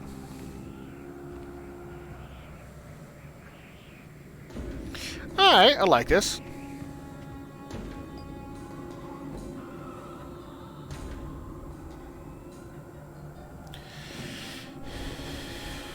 Let's see, for the most part, we'll hold our ground for the moment.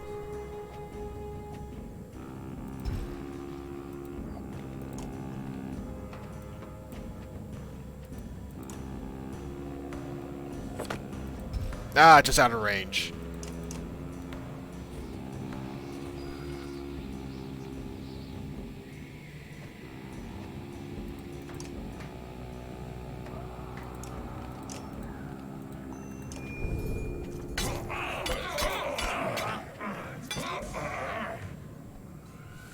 Oh, I didn't see that guy down there.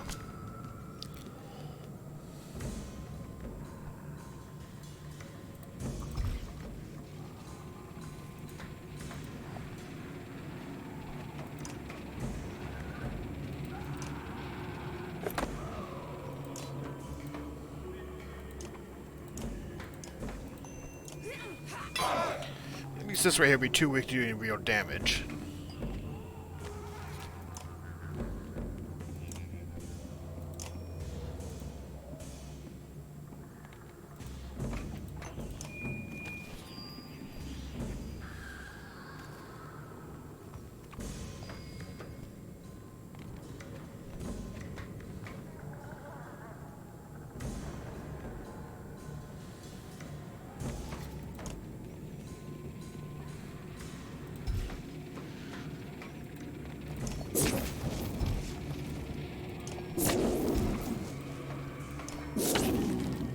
I imagine at some point I'm going to have to be very careful with that lightning strike.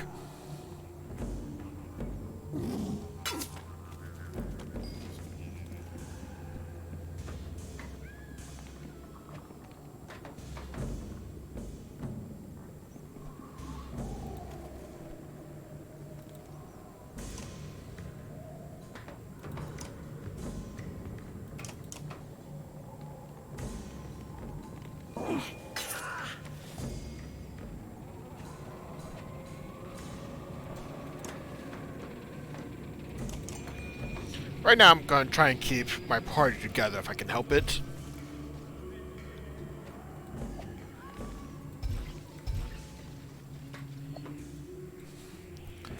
Because I think it'll be more of a benefit if I can.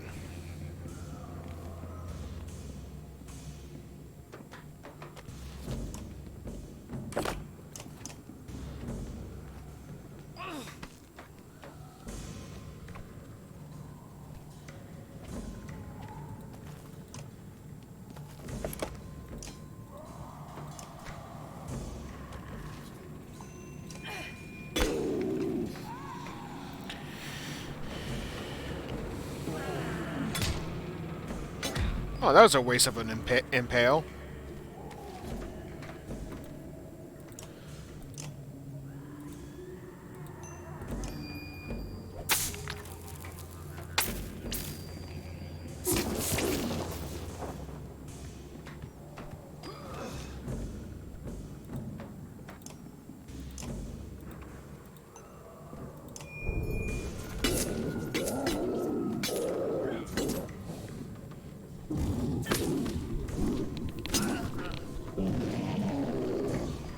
I think that was the bear's special, if I had to take a guess.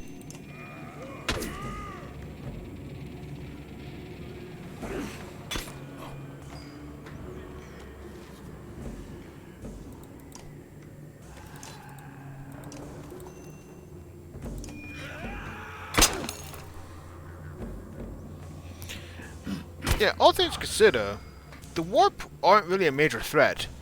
Maybe it's just really a different mix of crazy. Yeah, but for the most part, it's just will-based advantages.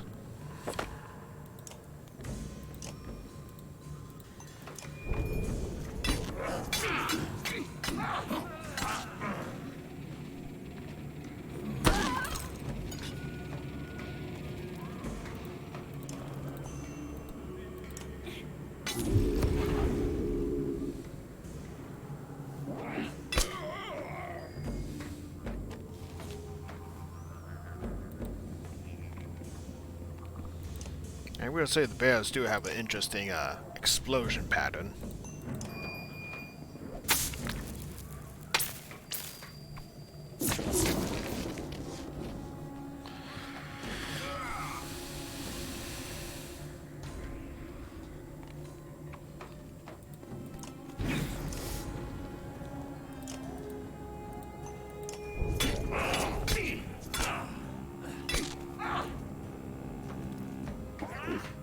Now I love Bloody Flail.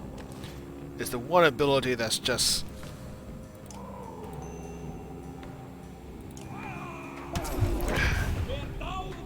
It's the one ability that the only time it'd be bad if there's any kind of... Or probably the shield bangles of the Vol. And I haven't seen them have that kind of effect yet. So far that's been pretty good for the most part.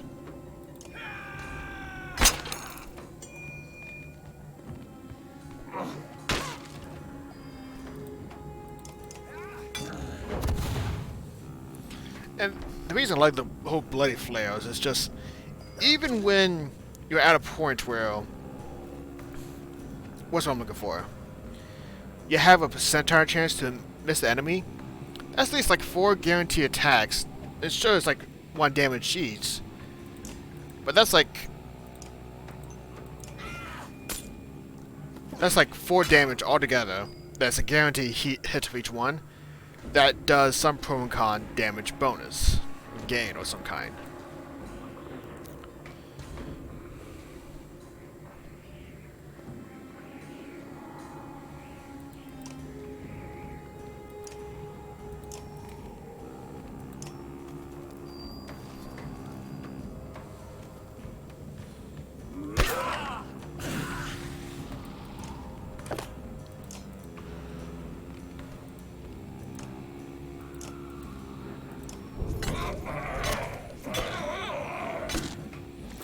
Yeah, so either way, I'm softening the enemy up in one way or another. Strength to reduce their damage output, or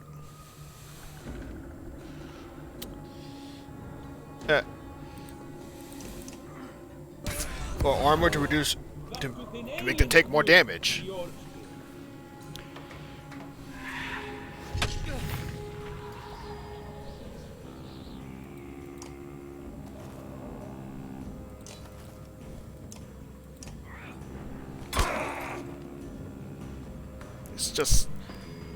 It's some good combinations if you set everything right.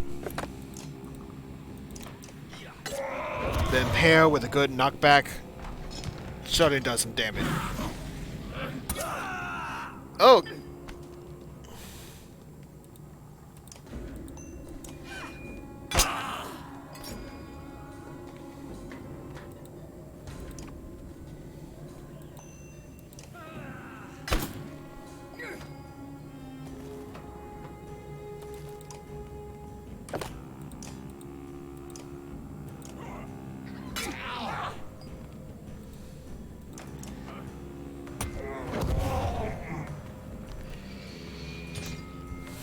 Alright, at this point I'm going to take Spur out.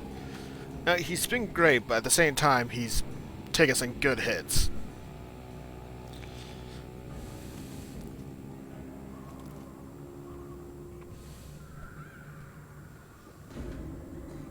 And Irvin, ooh, that armor bonus is great, but everyone else seems to be doing well, so I'm gonna get Ulfrun involved. And let's see.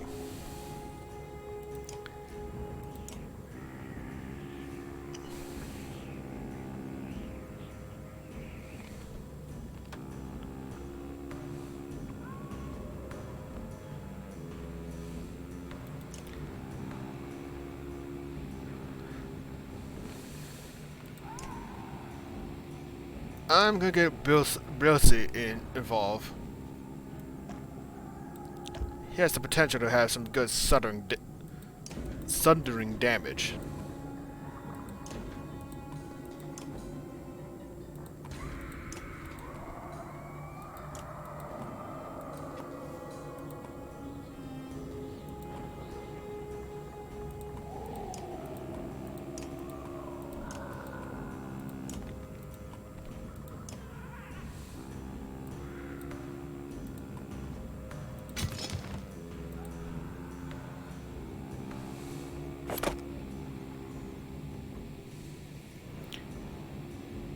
Huh, why does that Vol look... Unrelenting Warped Warrior. Oh! He did something alright.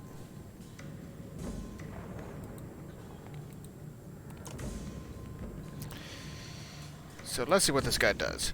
Horn of Tovan. Plus 1 will to all allies if standing within 2 tires of an ally who delivers a killing blow. Knockback strength, plus 1 will. Alright, so that's not really worth the trouble, if you ask me.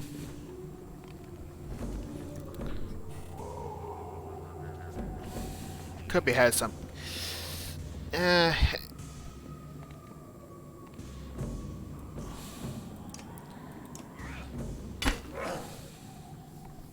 Certainly I'm probably going to want to be careful with him.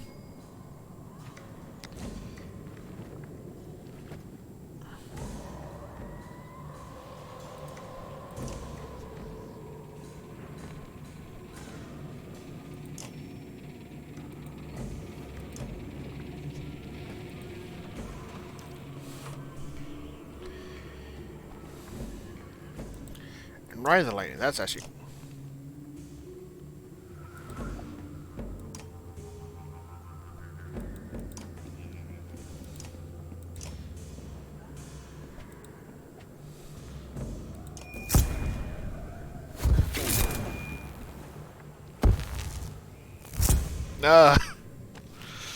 That's a fun little teleporting ability.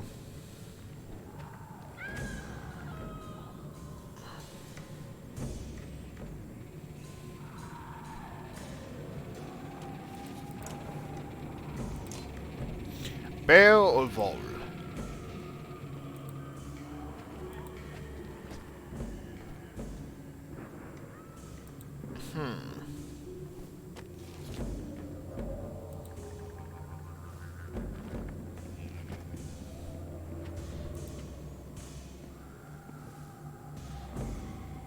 I think I'll go with Vol since we actually did some damage to it.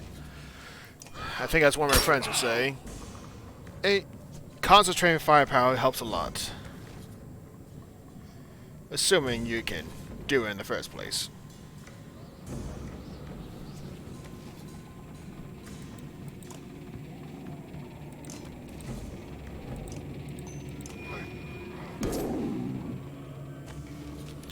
I would say those axe strikes all look like they come off differently, just like a bit weird in a way.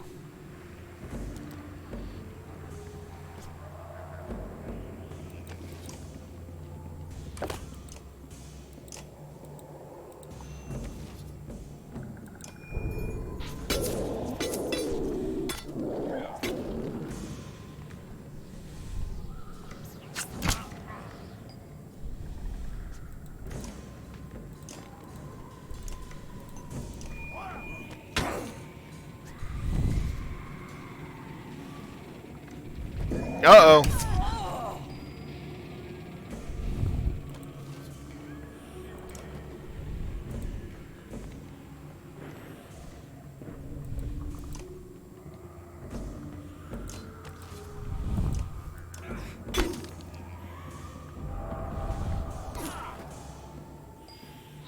Not a lot of damage to that one. That's...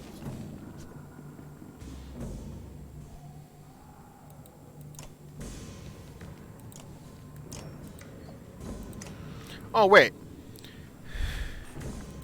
I can't heal myself with that ability? Ooh, that's a bummer.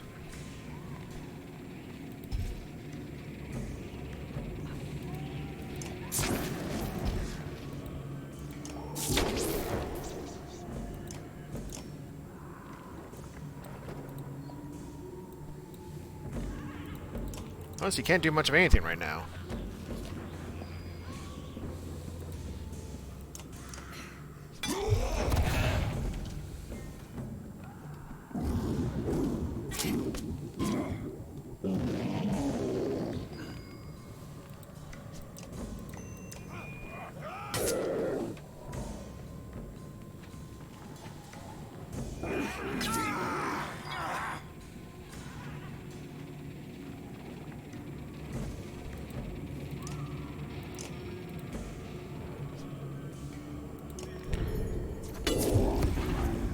There we go.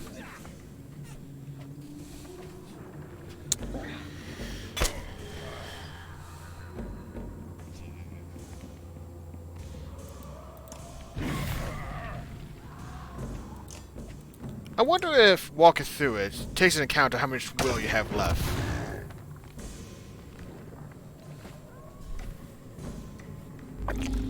Oh, tentacles. Go in that psychic and just...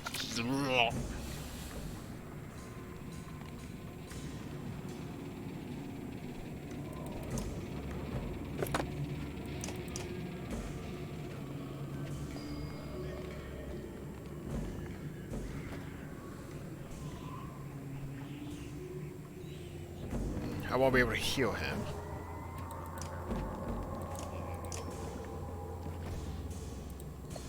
But I can still ride the lightning. Oh, I can't go through my allies, that's right. Oh god, I am not good at using her.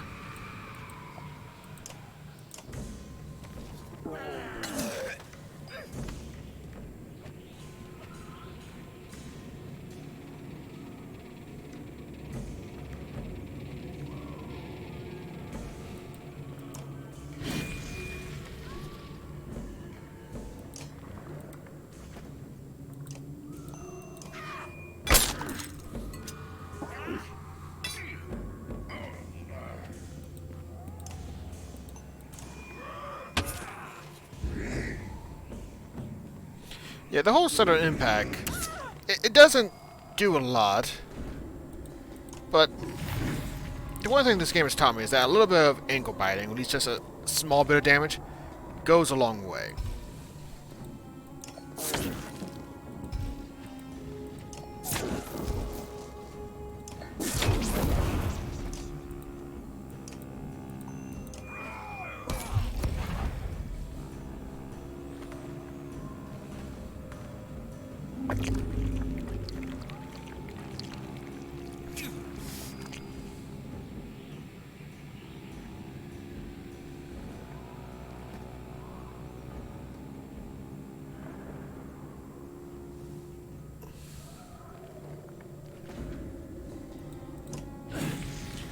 Gonna try and give some some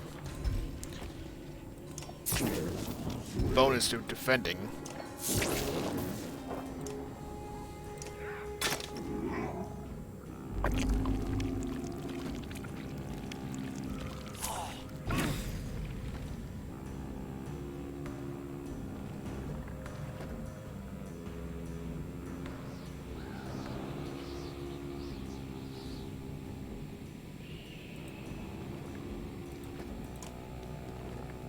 Oh, I thought I had a bit of the ash to go through first.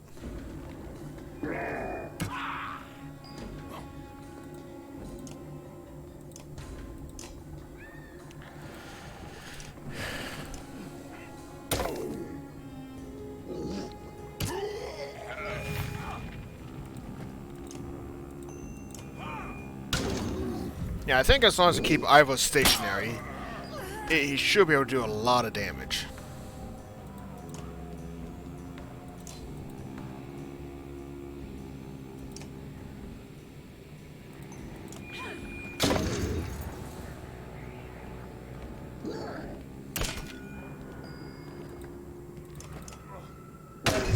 As I just realized, I got my two best hitters right now.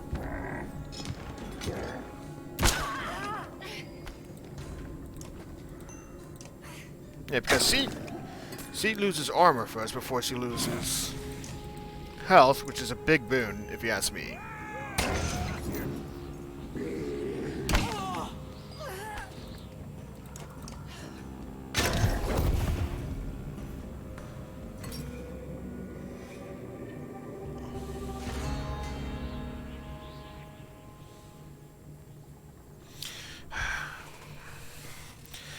I'll be honest, I horn... Oh, hey, Private Dirt, how are ya?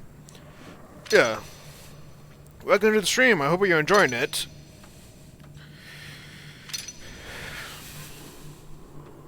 Had a fight with some good number of casualties. Though lucky no one's dead. But yeah, how you doing today? How are you enjoying yourself? I got a lot of casualties. I think that's like half of my party right now. If not close. All for an item that I don't think was worth it.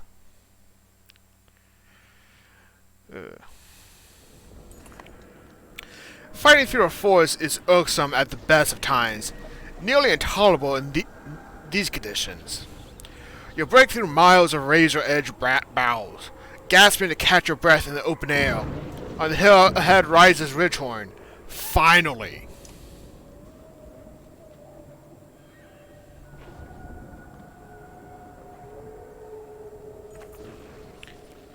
You see him? Says Valka. Bolvik stands motionless far up the hill, clearly watching the caravan.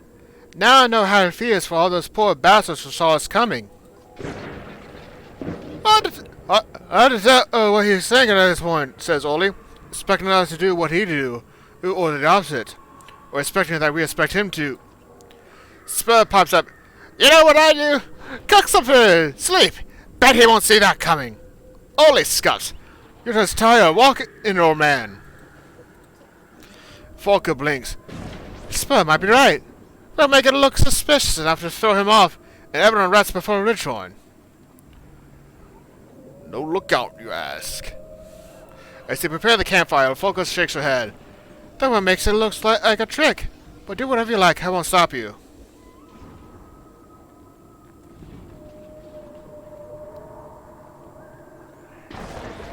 I'll take the Raven's advice on this one. You put your trust in Falco's hands, and it's a lay on the ground, hard ground. Time passes slowly. Soft crunching catches your attention. You swear under your breath, grabbing for your axe, but your hand and finds empty air. In a panic, you jump to your feet and scan the ground. No axe. The crunching gets louder, turns into thumping. Tree branches abandoned and create bundles of snow. Like a blood moon, Bellalus suddenly storms out of the darkness in gleaming red armor. There is your missing axe, jutting from a bleeding bundle in his arms. The ground shakes from his roar. Oh, this is a dream. Poor asleep, Ivor, Ulflon asks. She crouches over the fire, but her strange shape flooding in the firelight. The campsite is still, aside from the gentle crackle of firewood. And I need to wet my lips.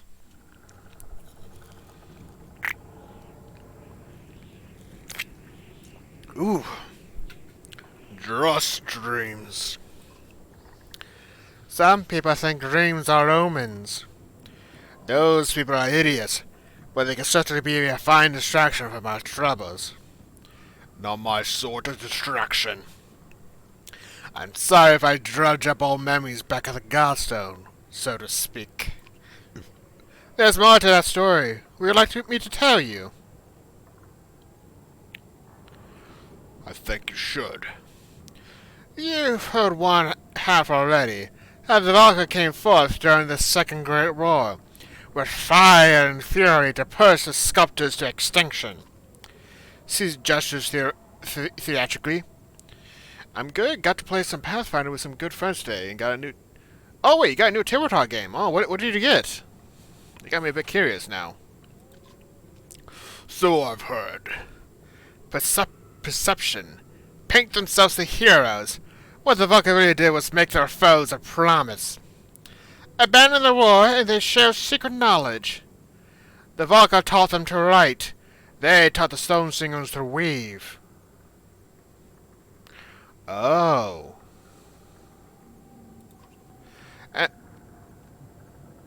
Oh! I remember playing... Yeah, I played Conan. I played Conan's before. That's an interesting game. And it really has you gain the premise of thinking like those you're playing with. At least get an idea of what they're thinking. It's a nice game. I will give you that much. And for the first time, the sculptors learned how to make more sculptors. To thrive. They kept their end of the bargain and remained hidden. At least until recently. How do you know this? They have their own history and carvings. I've written on great black stones in their dark home. As their trusted guests. What I don't understand is why you trust these, Valka. Yeah, I'd be down to play that someday in private. Private. But it'll be interesting. It'll be a good game to play for a couple of rounds to see, you know. Maybe not for a full game night, but if I might be wrong in that. You stare in the fire, and it shows you old shapes. When you speak, it's almost as if to yourself. When I killed Reyes, when I returned to my kind with her head, Young Ra, they chanted.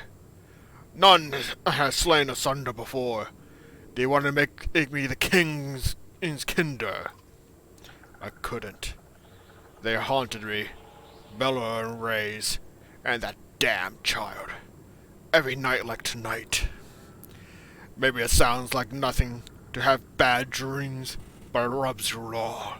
It gets in your bones. So I left the Vol. I found a small town of men where nobody knew who I was. Nobody called me Young Ra. Ira never had dreams like that in Scourge. So that's why you're going to come with Juno and Irvin. The truth is, Juno didn't ask me to join them. I asked her. The flames continue to dance hypnotically. On that bridge in Inotov, I stood before Bellara. I could have moved, but I just held up my shield and waited for the end. What's that? Iva? The name snaps you out of your trance. You stand and stretch your legs. Your axe is where you left it, and the ravens are beginning to stir in their tents. It's nothing. Yeah, I know definitely Conan's is one of those good games worth playing.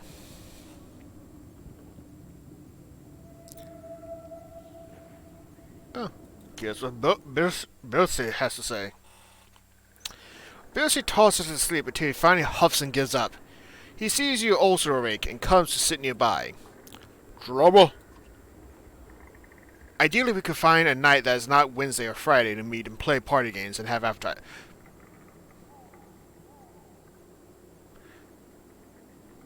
Yeah, that definitely requires some planning on our end. Yeah, for certain. But you're not gonna be thinking about appetizers. Ooh. I'm just thinking like just a smorgasbord of them right now, but I don't know how these damn ravens do it. I can't pass out at a moment's notice. Are you not one of the ravens? I can see how you might get that impression. I joined Bolvak at Borgard, that's because the Valkyr asked me to. And when that went wrong, I got roped into this like everyone else. Bilsey wears a frown and leans on his axe handle. Juno and Irvin asked for you personally. Let's not turn this into something bigger than it is. I do work for money. The vendors pay well. I got some history with them. That's it. I won't press into it. Good, that's all.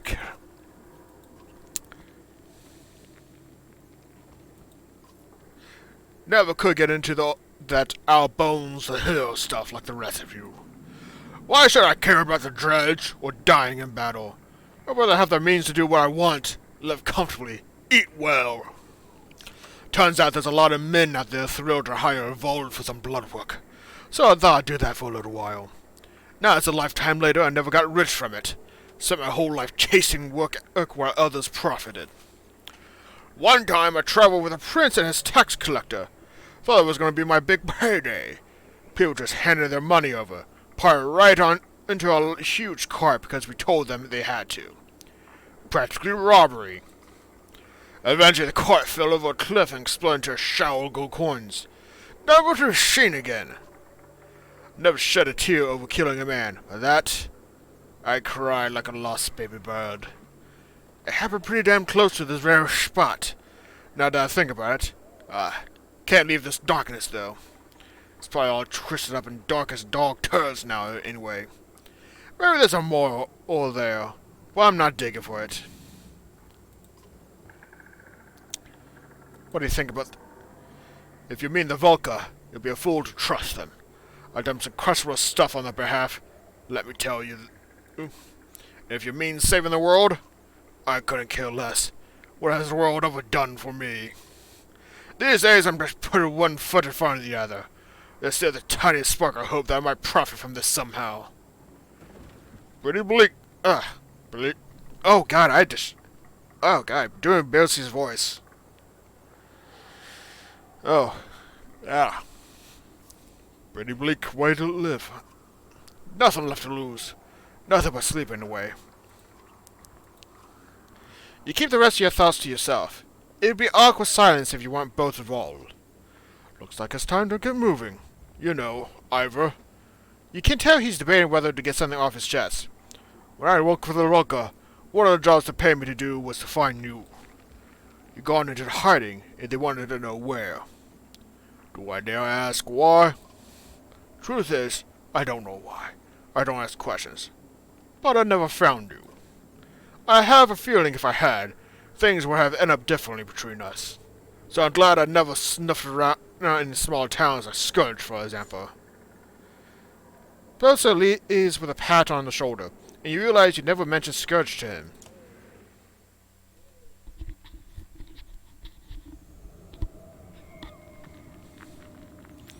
Alright. Just a quick level up. And at least, I'm going to say... 3 days of rest. That's manageable.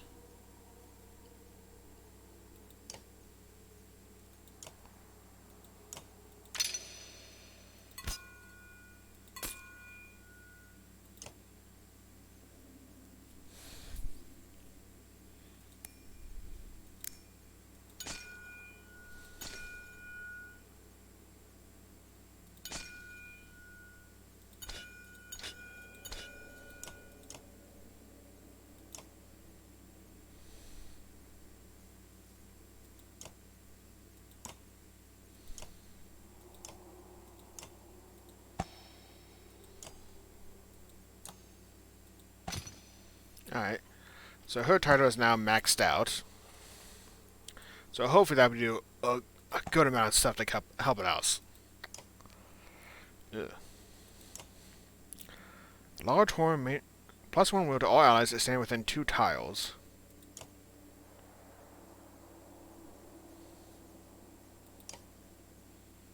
Alright, so 3 nights.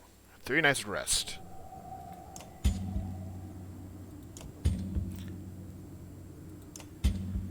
Alright.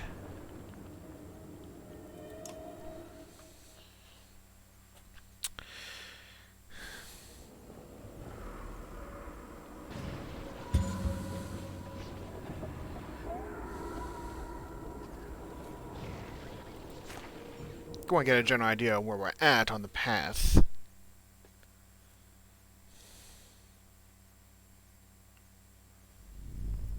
Wait, Ridgehorn?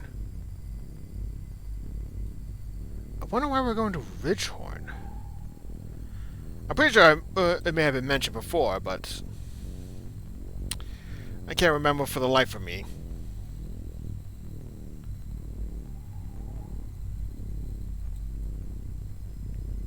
But we'll find out soon enough.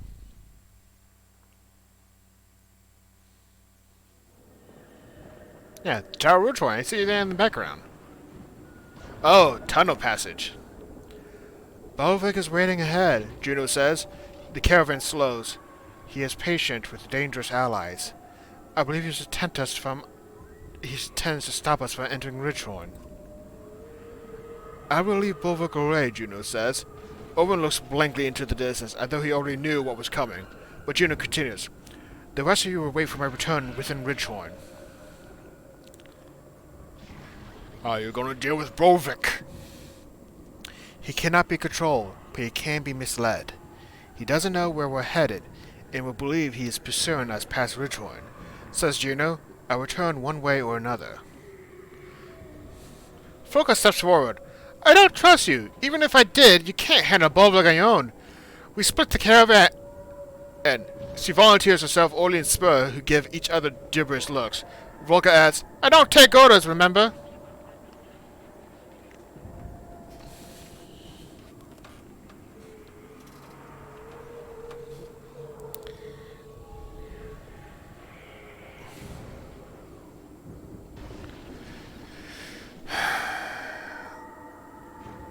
This is one of those moments where someone's gonna die. I get that feeling now.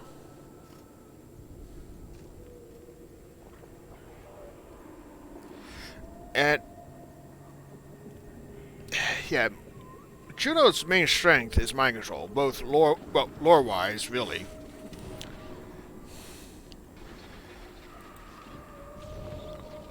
Folko hasn't been wrong about Bolvik yet, you say, suddenly feeling Juno's gaze weigh heavily, then lift. As you say, she replies, prepare quickly, she tells Volka. The rest of the caravan consciously approaches Ridgehorn, Irving carrying the light. Fresh footprints trail off into the snow, following Juno's diversion. The way appears clear. I got a gut feeling that someone's gonna die.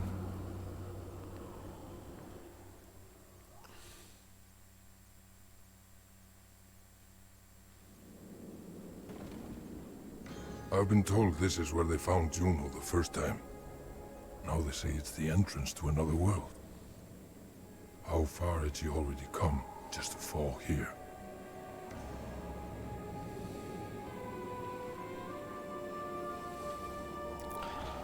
I can't help but wonder how much this world is going to change once, assuming the darkness is gone.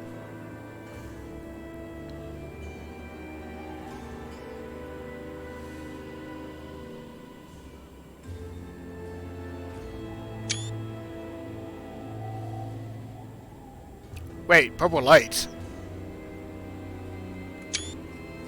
Purple. That's concerning. Irving curses when he sees the rubble around Ridgehorn's tower. The tremors caused by the serpent have caused many structures to topple here. Irving explains, there should be a doorway leading to... Give me some time, he says, running off toward the base of the tower. You can see him waving his Volca staff, heaving enormous chunks of rock aside through sheer willpower. Let her help! Let her help! Shouts Volgard, drawing your attention back to the fort's courtyard. Bolvik is nowhere in sight, but his warped allies didn't miss you slipping over the bridge.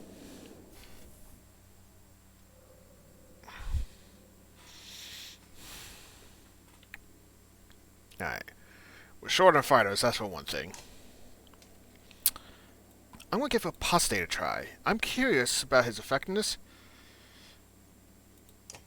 Because in one sense, it should be interesting to see how much his disease strikes can do damage.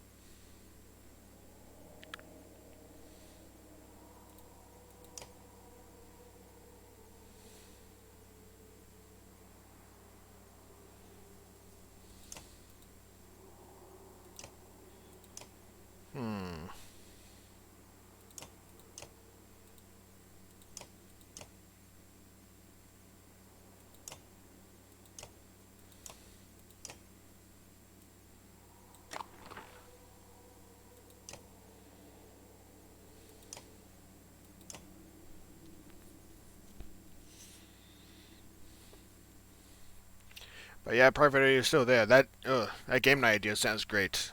You got me hooked on appetizers right now. And oh my god, the bales got worse. This is Wart Bear. Same effect. Just a lot more hardy.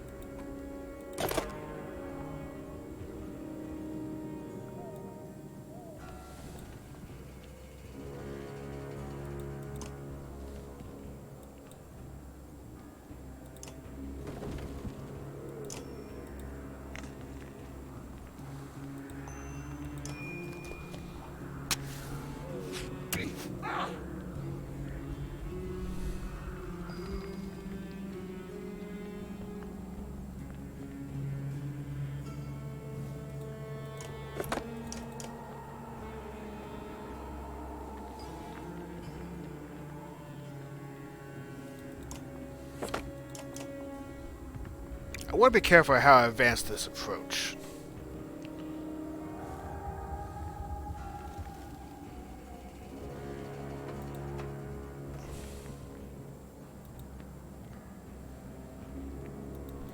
Because I don't want to rush ahead. I'm trying to pace myself.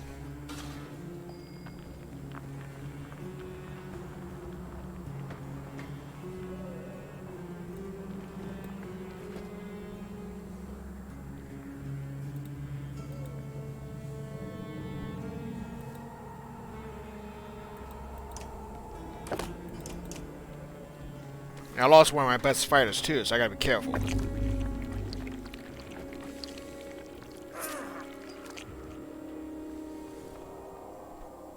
Oh wow, he has terrible movement.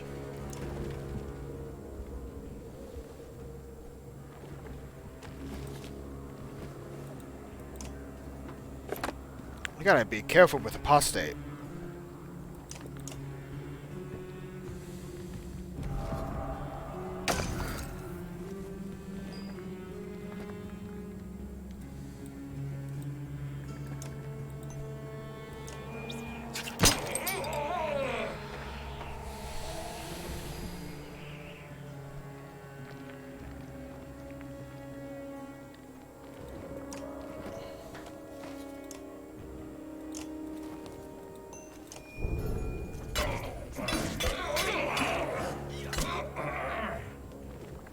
What the? Crap, just what I was afraid of. Yeah, it just seems to be the one archer for now.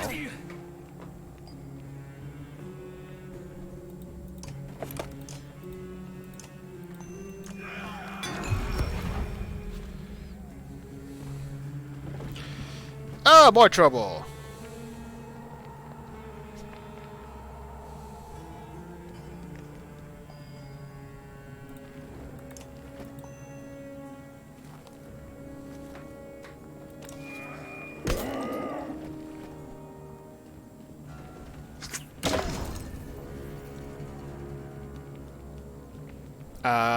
This doesn't feel right. Oh, Juno's here.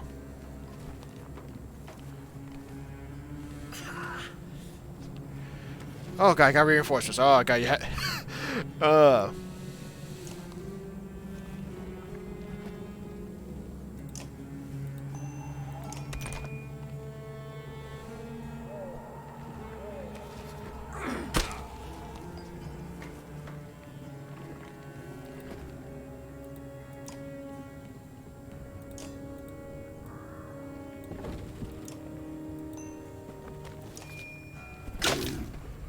I was worried someone was going to die there for a second.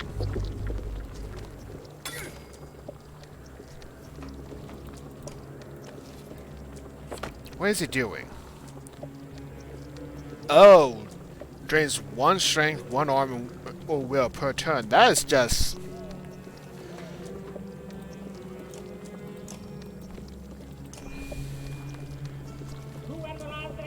That has the potential for some real devastation.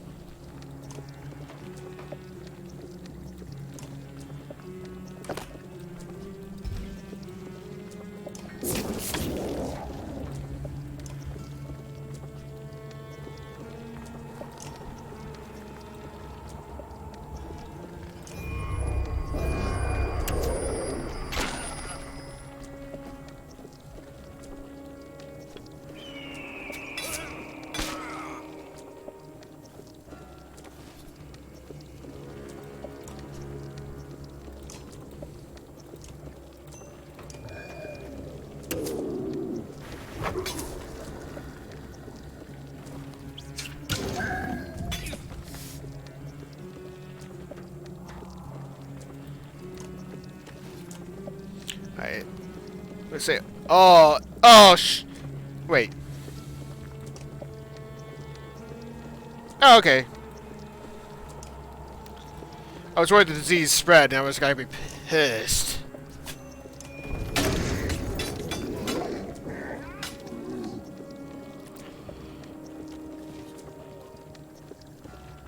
Okay, we don't have to keep on saying we're not done yet.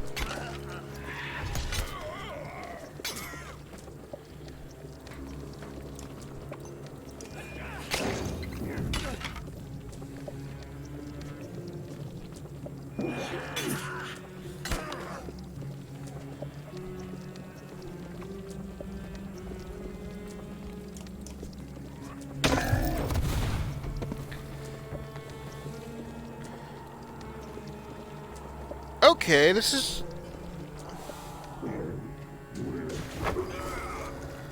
is becoming somewhat concerning to a degree.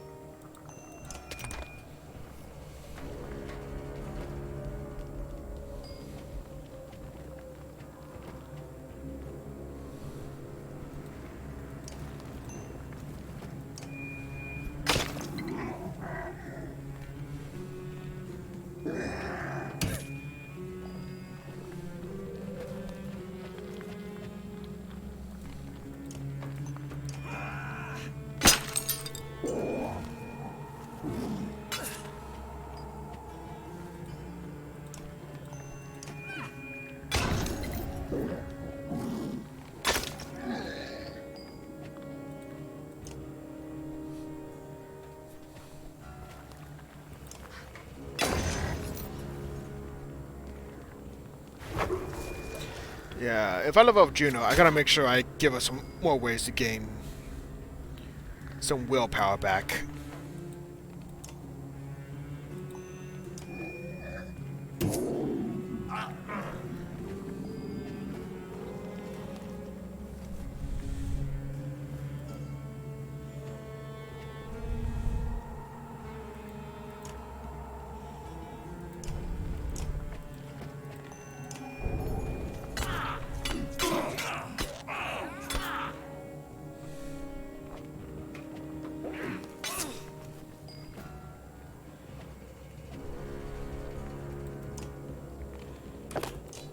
But yeah, I think I got Buck in a good combination move with Mogan.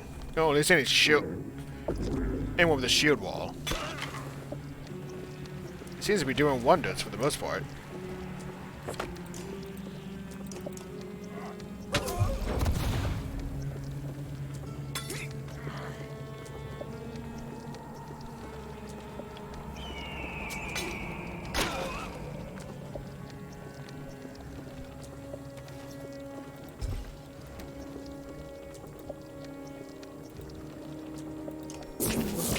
Oh, wasn't paying attention.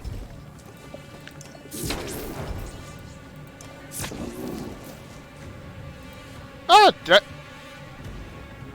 did I just have to do damage once?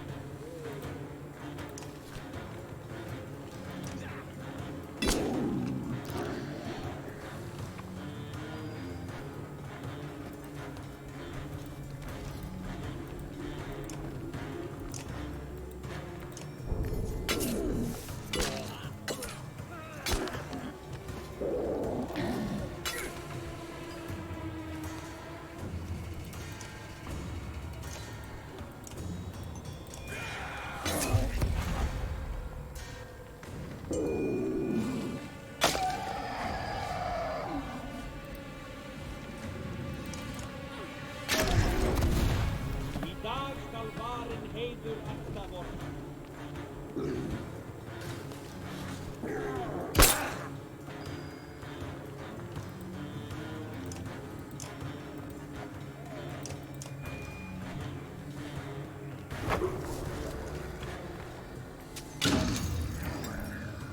Apostate has been taking some hits, that's for certain.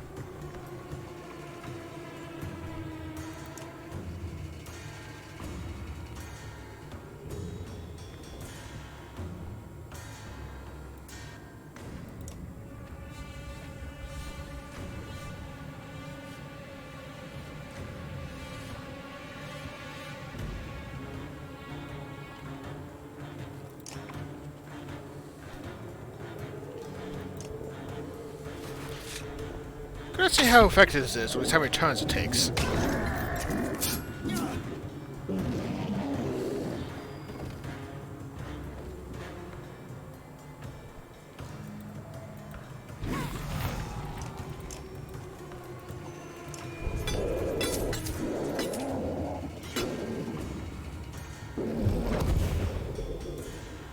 Oh, the bear died.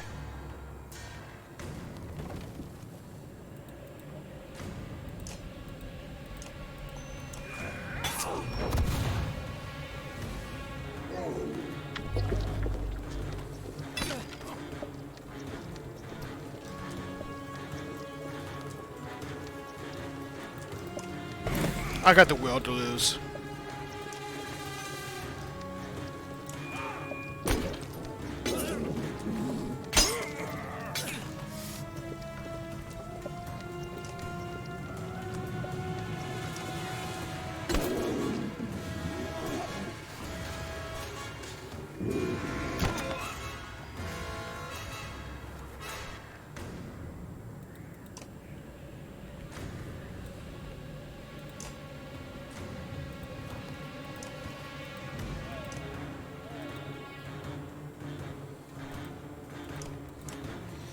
Yeah, okay, I was worried that there was going to be one of those cinematic battle moments where the enemy just seems to keep on coming.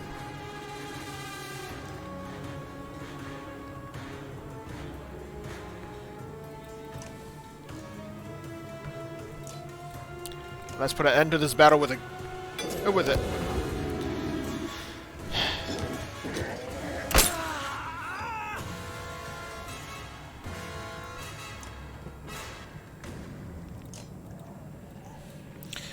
I would say, I wish the bears didn't explode the ways they did.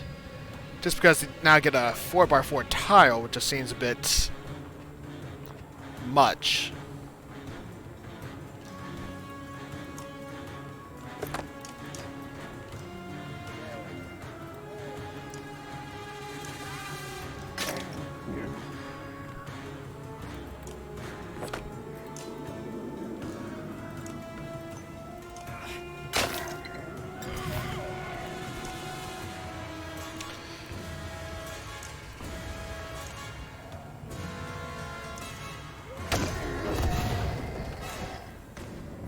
Yeah, the game had me worried there for a second that about just the onslaught of enemies.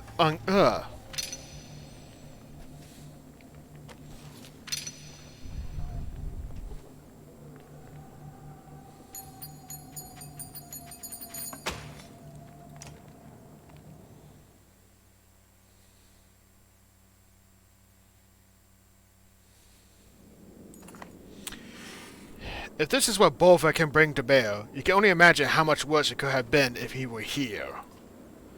Jonah weaves between the bodies of the fallen dredge and catches your eye before she heads up the steps of the Ridgehorn Tower.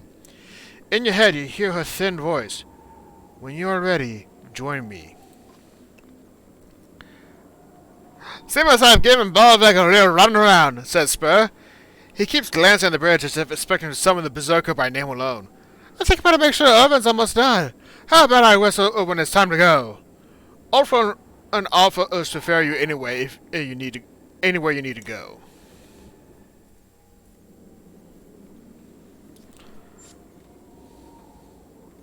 Shortcut. What was that achievement about? Well, I want to say I arrived safely at Ridgehorn, but Let's see what Spur has to say first. Spur sits on the rubble of a ruin, watching over move vast slabs. He fidgets with an ornate meat horn. Good a time as any to give you this, Vol. And as you got no drinking horn, and that's no way to live. I don't care to drink from a ox horn, old man. No, does this look like a sodding ox horn? It's got from the tusk of a gold boar. Shines even in full black. Okay, so I've never even seen a real gold boar, but I did steal it a long time ago from a very rich man, and he seemed pretty convinced. Velka stabbed me with her eyes when I told her I was giving it to you. What may you think of this now? Oh, I don't know. Been down a lot of roads. Got a feeling that I might not see the end of this one. I don't want to imagine Dutch using it for some disgusting thing after I'm dead. Why give it to me? Tradition, Vol! These young folk don't know respect. They don't remember a time when it was right to honor our guests. I don't care what any of them say. You're doing a fine job. Look here. That's history carved there, before banners and tapestries. See the little armies. The text does seem to simmer on its own. Carved figures almost look like they move as you roll it in your hands. I can't keep this. Take it! It's not getting me elate anymore. Not like this lang spell. Not this lang spell anymore. He smiles, pleased with himself.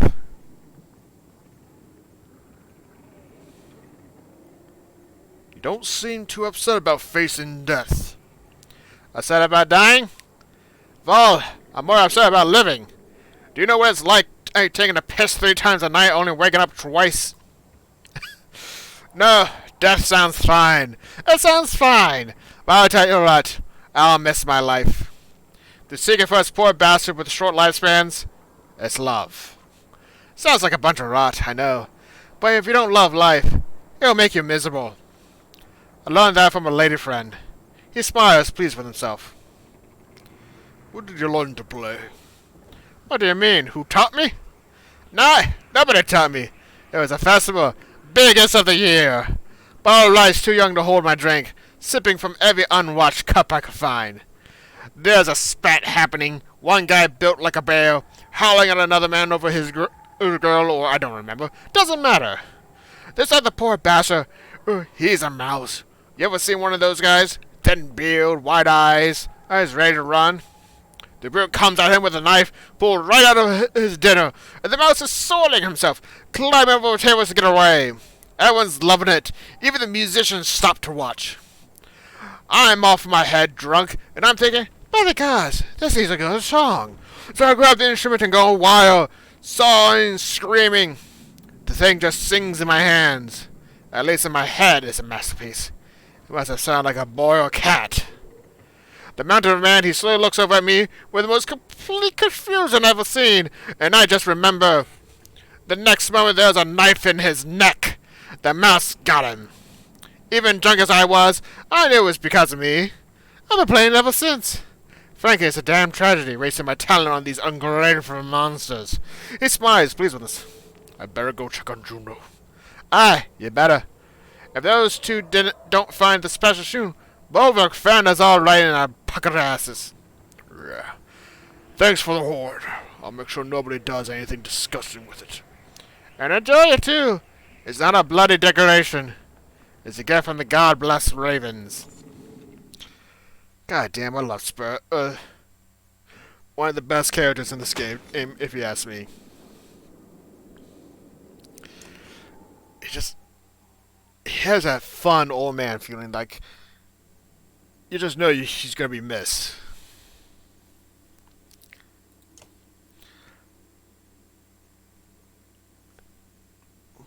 One less move, 80% chance to hit, 1 strength damage resist. 80% chance max, 80% maximum chance to hit. So this sounds like I got 80% chance to hit whenever I move. Damage resist, but it gives me a +3 attack and a +3 break.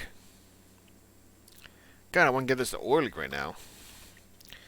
This thing is definitely something to consider.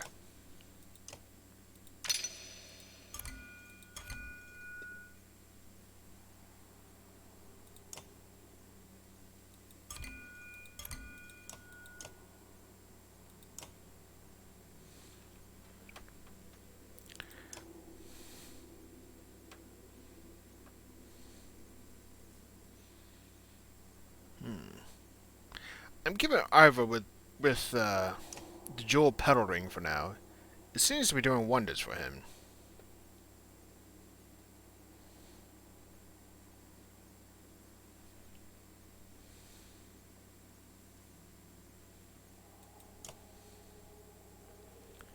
Who else are I trying to promote?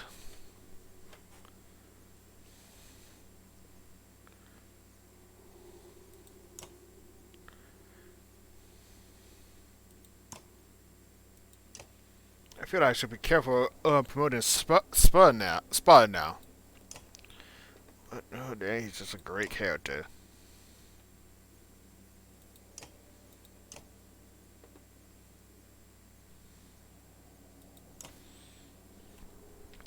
Juno is feeling hard to level up, if all things considered.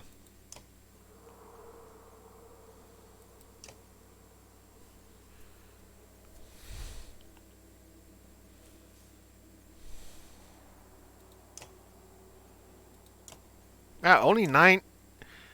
Oh, that's right. I had the metagaming knowledge that I wouldn't be able to use him all the time, and I wasn't sure what was going to happen to him.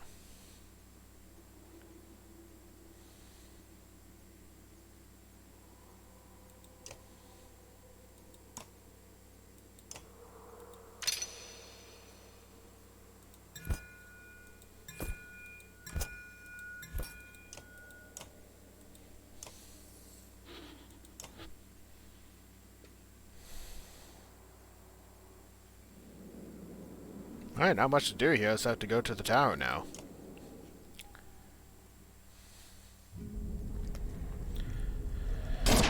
Oh, the serpent stirs.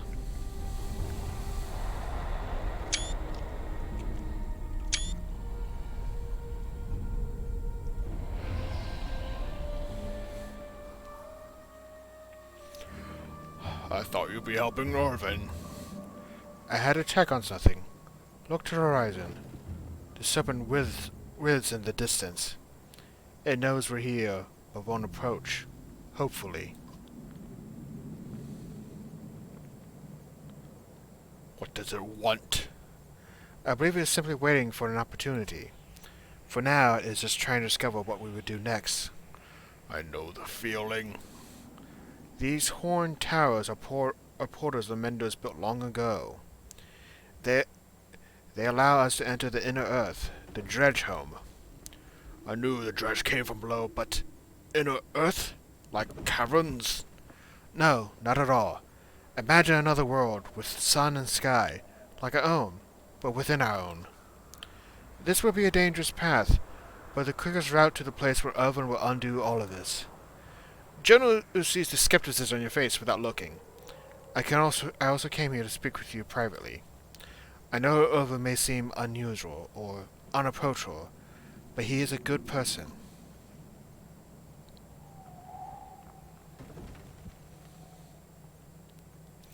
Usually if you had to tell someone you're not bad. You are right. I've been careful to protect everyone, but in doing so only create more doubt. The fact is, I saved him and he saved me. He is kind and devoted. There's a smile on her face, and you realize that it may be the first you've seen. I don't know how to talk about it without sounding like an infatuated girl.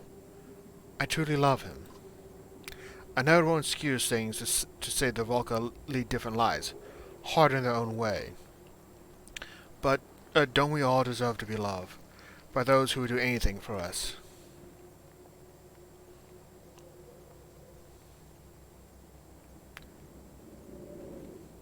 You have to admit, it's hard to know what I should believe. It is not lost on me. When you asked to come with us, I was uncertain. I didn't want to take you away from loved ones, but I'm glad you have you here. I consider you a friend, one of the few Irvin and I have left. I will do what needs to be done to fix all this, no matter the cost. And I decided that no matter what happens, I will not influence you again. I promise you that. Trust is important. A whistle reaches you on the wind. You leave the churning coils of the serpent on the horizon and return to where the others have already entered the tower. I'm actually looking forward to seeing this. Okay, giant pit. Oh, and there's Bolvik, right over here. You join the others already waiting in an enormous chamber beneath the tower. So what do you expect to happen next? Spurs sputters. Irvin steps to the edge. We jump. We jump. Heavy footsteps echo off the high walls, and a dreadful outline stands in the doorway. Well done, witch, says Bolvik. Ready to fool me again? Even from here you can tell he's shaking with rage. Irvin screams for everyone to jump, but there is only hesitation. Volker turns and walks to Bolvik.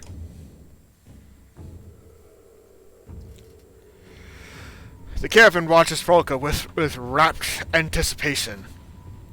I doubt we get another chance to talk, Bolvik, so I had to know. Is there anything left for you in there? I never left, Volker. You left. We thought it was what you wanted. I thought I was following orders. What's done is done. You know, he looks pretty good for someone who's just been going through the warp. Yeah, that does sound like you. You get as close as you dare, the two barely acknowledging your presence. I'll remain silent for now. Go on, Volker. Get out of here. What if the Volker can undo this, Bolvik? What if they really can? It doesn't have to end like this, you stubborn dolt. They lied to you, Volker. They're lying still. Bolvik points his axe at the Volker, and static flickers across Irvin's shaking hands. These two took our reputations. They took our freedom. They took my life. They did all this. Even if they can save the world, I won't allow it. Are you kidding me? Life's not fair. Is that your argument? Even when I was 8 years old, I never gave you such sniveling drive. Don't destroy everything we made to save your pride. The Ravens need you. So do I. You feel the slightest shift in Bolvik's demeanor, but in a blink it's gone. Jump down that rabbit hole, Volker. I won't stop coming until every one of you is dead. That's all you got for me? Me? Volker snatches Bolvik's axe from her belt, the one he threw near Strand, and pushes it into his hand. If this is just revenge, why wait? I've been trusting Volker a lot, and I feel like I should keep on trusting her. I always liked you, Volker. That's why I gave you a chance to run.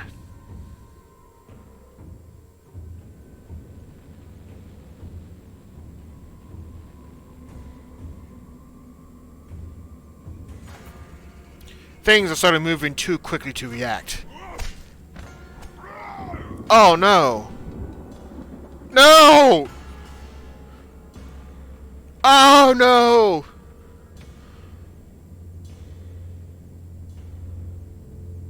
I did not want her to die. That was my... Oh, all that renown wasted. Without hesitation, Bolvik buries the axe deep into Volker's neck as she falls in a bloody heap. Your face nearly escapes Bolvik's second axe blade as you stumble backwards. His screaming rage fills the room until a peal of thunder drowns it out.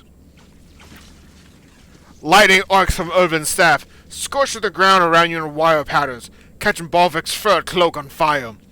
Ravens reluctantly leap into the pit, and you follow, tumbling down into the darkness as the light from the hole above recedes. A roar rings in your ears, like bellow of a sunder.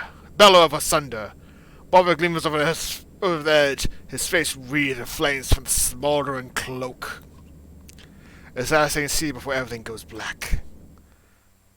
Chapter 20. We live as we will live. I do not want... Oh no, that's...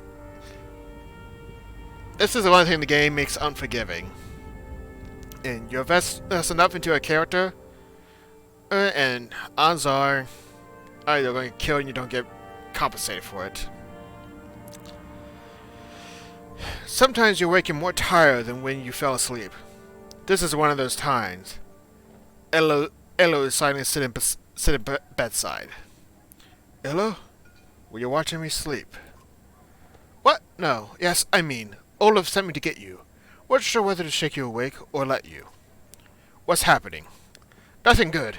Even that rogue, his followers are stirring up new trouble out by the gates. Olaf's trying to talk some sense into them now. Better hurry. Right. Although, what? I hate to say it, but we should bring as many clansmen as we can find. It could be a grave mistake to leave them behind. You don't think they'll be safer here? I don't think we'll be safe without them.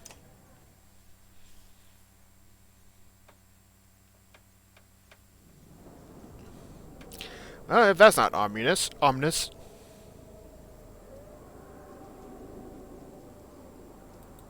Alright, market. Okay, we have no more supplies to buy.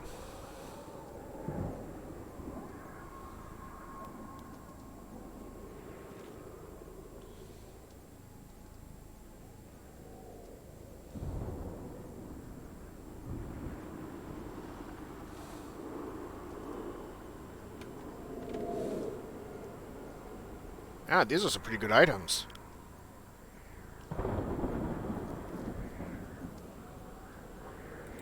I think I should check out my heroes first.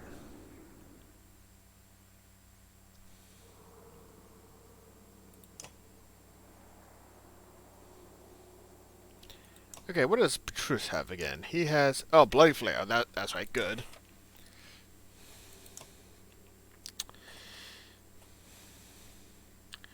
And... Oh, that's Hogan.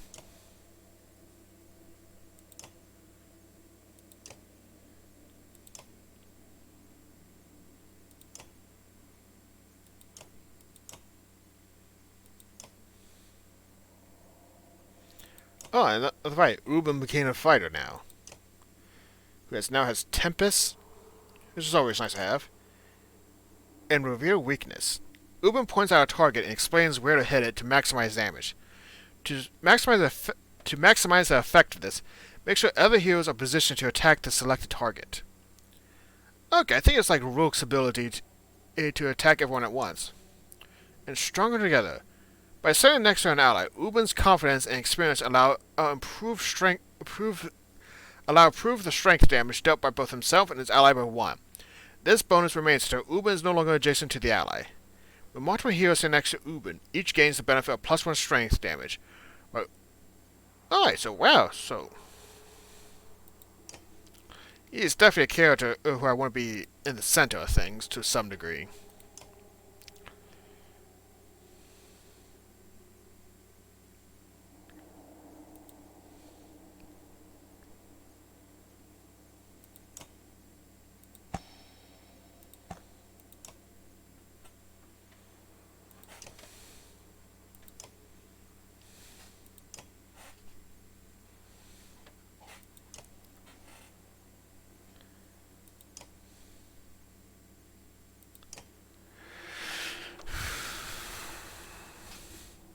I think I'm going to just spend the time leveling up characters here for a second.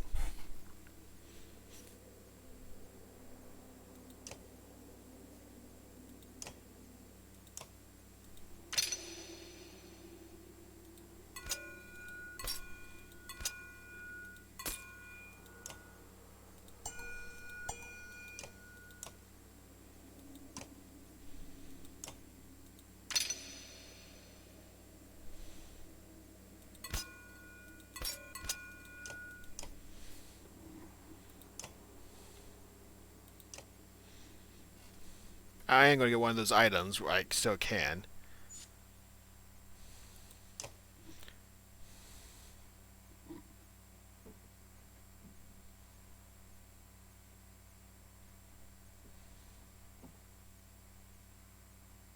Okay, maybe not for...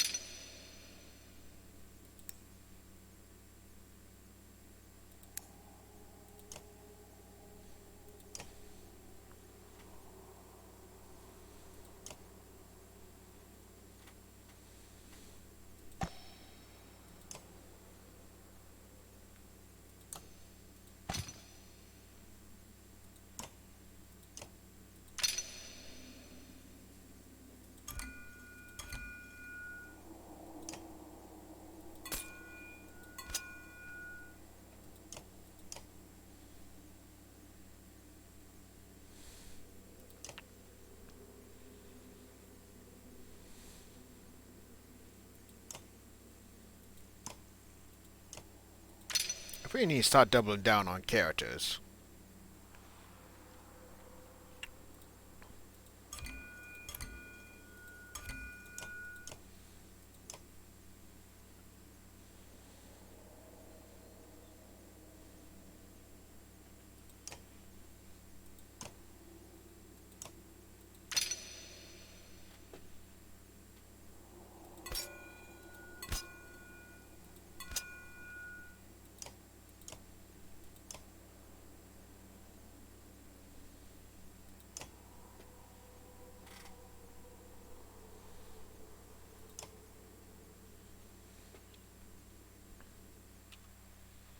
Alright. Let's see what kind of trouble Olaf got herself into.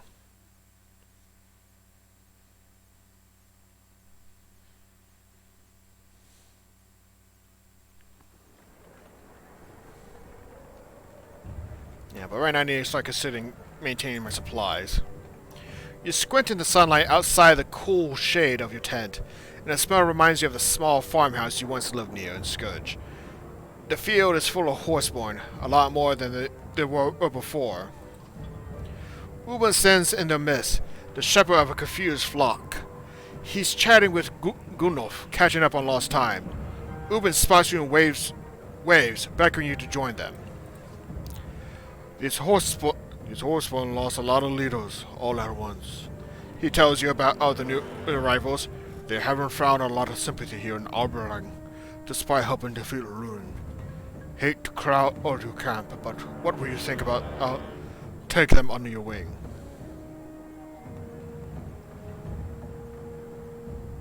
Are you sure they want that? We won't know until we ask, Uben replies. At times like this, I believe it's better to have too many friends than too few.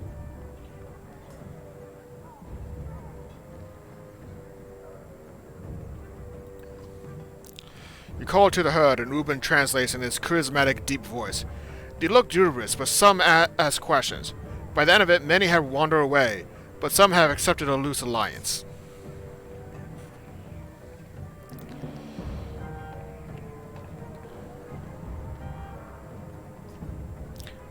Trying to got stood up with that we need the whole. Oh, guys, gonna.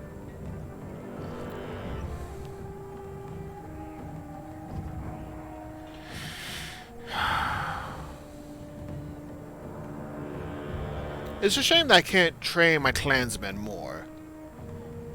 Because right now they're not getting me supplies. They're just there. And I'd like to imagine that some of those clans. Oh. Through still gaping holes in the splinter walls, you glimpse the dredge indolently looking. Blurry-eyed workers do the best to fill the cracks. The foreman spies you at the head of the caravan. Got any fighters with strong arms? God knows we can use them, and they'll be well fed.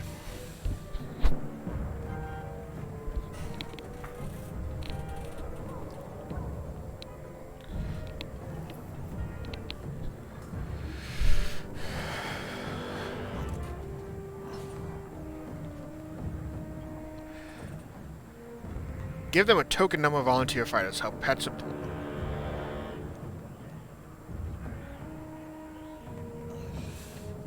I'll give them a few dozen because we need those walls. The foreman prowls through your caravan, browbeating anyone healthy enough to shoulder timber. Not all who join show them enthusiasm, weary as the Sunders' assault left them. But the cause is worthy. Hey, if we can keep those walls up, that's what matters to me right now. Gotta fight the war on the outside and on the inside. Oh god. The two front. It's better to fight two fronts during the war, but two fronts, but one inside and one outside. Ooh. So many survivors occupy the dirt along the common paths that they begin to blend together. A young girl conquers her shyness and comes begging for food at your feet. Others aspire to do the same. You already know that supplies are scarce, but it would be a lie to say you have nothing. You know that if you start giving away your meager portions now, they won't stretch very far.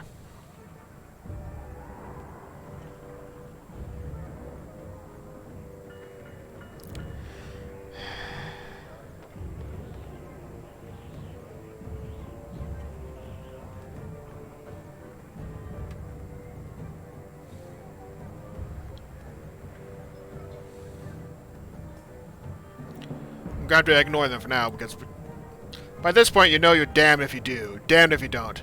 Best not to think about it. The rest of the caravan silently agrees.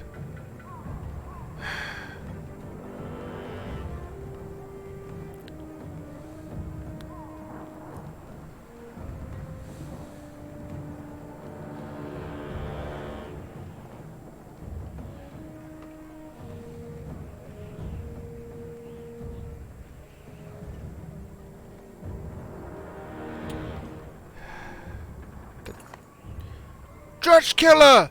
Shouts a woman as you approach it. Contrary to what sounds at first like an angry mob, the opposite occurs. Thankful survivors crowd around, asking questions you can't answer. What if the dredge attack us again? What about the darkness? What do we do now?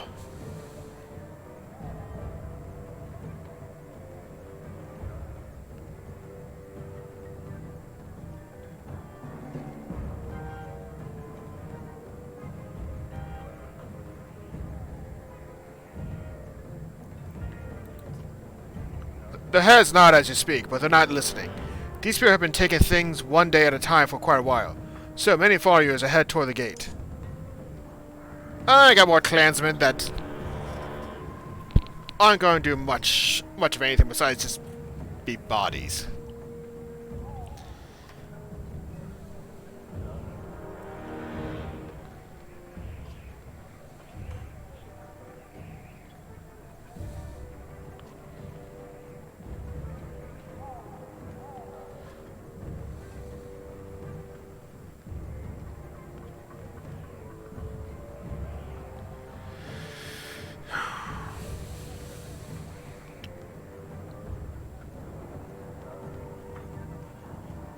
I don't know why, but I find myself instinctively worrying about Alet as I approach the gates, even though I know she's gone.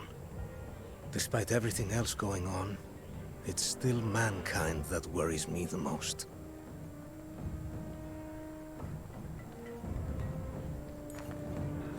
A growing crowd is gathering at the gates.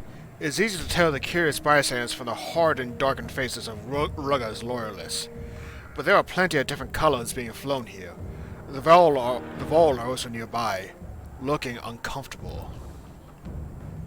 As you step forward, the disgruntled murmur of the crowd turns into squeaking and rats skittering into the hiding holes.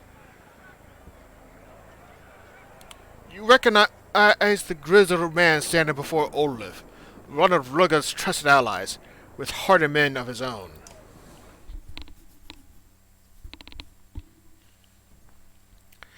Look who it is. Look who it is. Knew it wouldn't be long before you come telling us what to do. Rugga said this would happen before you murdered him.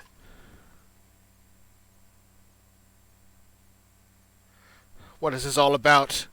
Common sense, you fool! See, he wants to get us all killed! No, this is about hatred. It starts with the dredge. How long before you believe that we're your next enemy? What do you mean starts with the dredge? This mad woman wants to open the gates and let the dredge run amok. Not run amok. Give them the chance to live, just as there are Valhir, horseborn. Those dredged outside these gates include women and children. We know this. We even taken a dredge infant whose mother was slain. It has been amongst you this whole time. The Lord has shown some genuine surprise at this. A disapproving murmur ripples through the crowd. Tell me why I just lost Vol fighting the dredge for hundreds of years. When our leaders tell us to fight, we fight. The dredge are no different. Belera is gone. Ruin is gone, thanks to us. Are there survivors beating down our doors, crying for blood? No, they cry out for mercy. Before he died, the king said everyone lives. You're right about one thing. There is no king here, which means we don't have to listen to a damn thing you say. Don't tell me it ain't about families just because you got none. You want to see our children trampled by slag? I don't see how any of this matters. When the darkness rolls over the city, we'll all be the same sort of dead. But all things being equal, I'll shed no tears for the dredge. You're telling me y'all killed Bill and you You killed Ruin. Now it's perfectly safe to let them all in here. Speak up! What are you trying to say?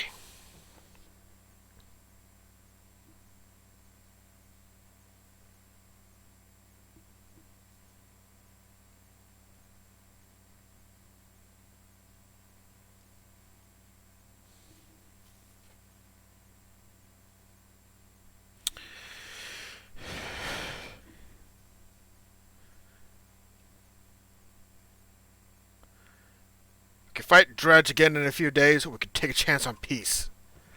There's no chance about it! The man appeals to the crowd now, speaking loudly. Why are we even listening to this?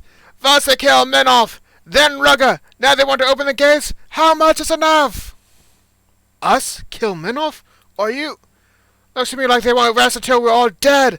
Nobody's left to keep them from the throne. Who here are the real criminals? Which of us are the traitors? Angry shouts erupt in agreement. Fury fills the faces of those crowded in close. Rugger's faithful draw steel. And I will shed no tears for them.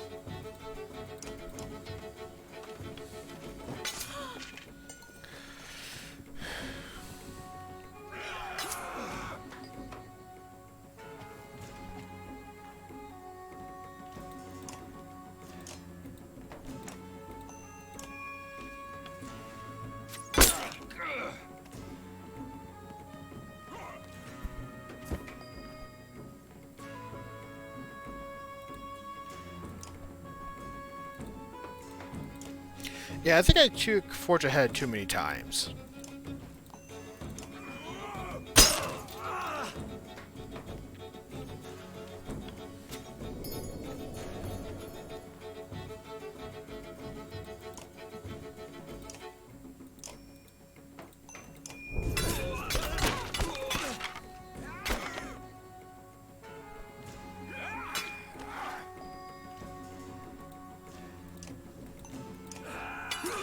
Oh! That was a strong crit.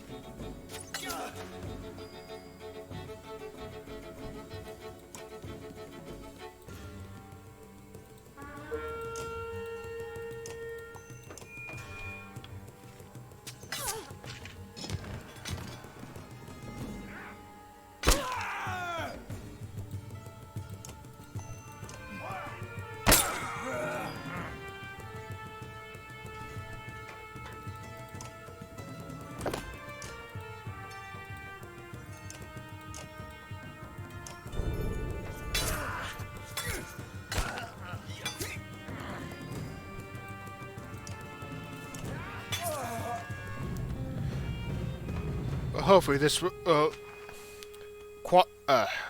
squashing if in the rebellion in right now. Not rebellion, the rioting. In the short term.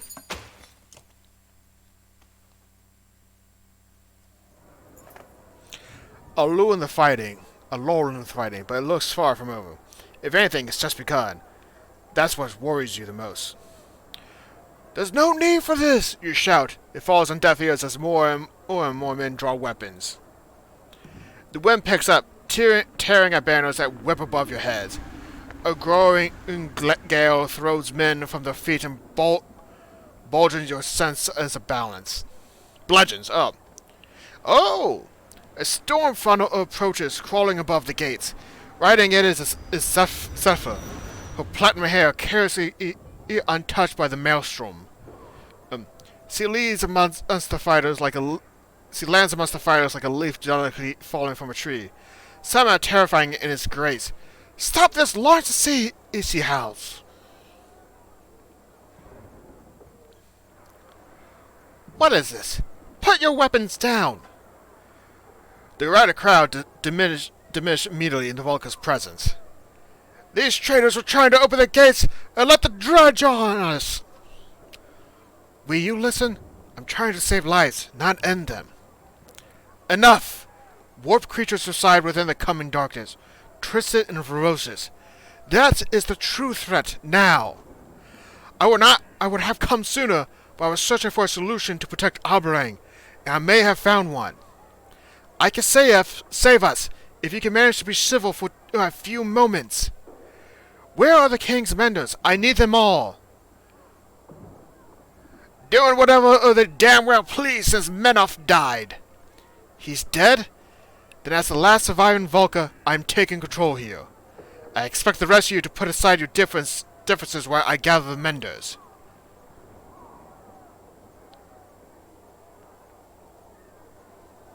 What do you mean by warped dredge?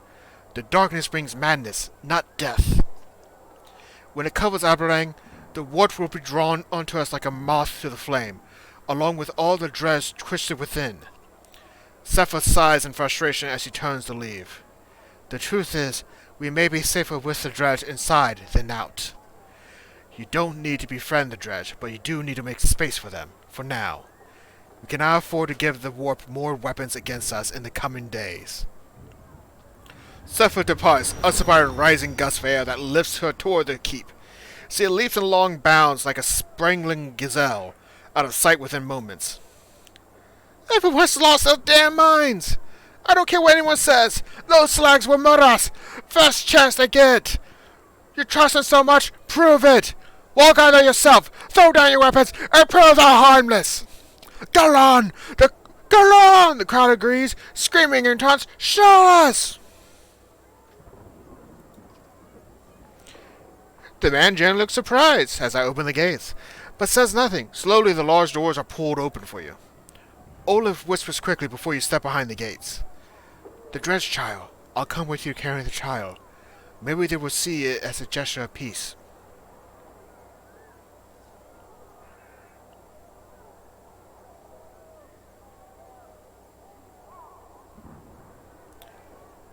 I'd be glad to have you by my side, Old. Olaf nods. The dredged child is quickly found, as he stands beside you, carrying the bond in her arms as the gates comes to stop.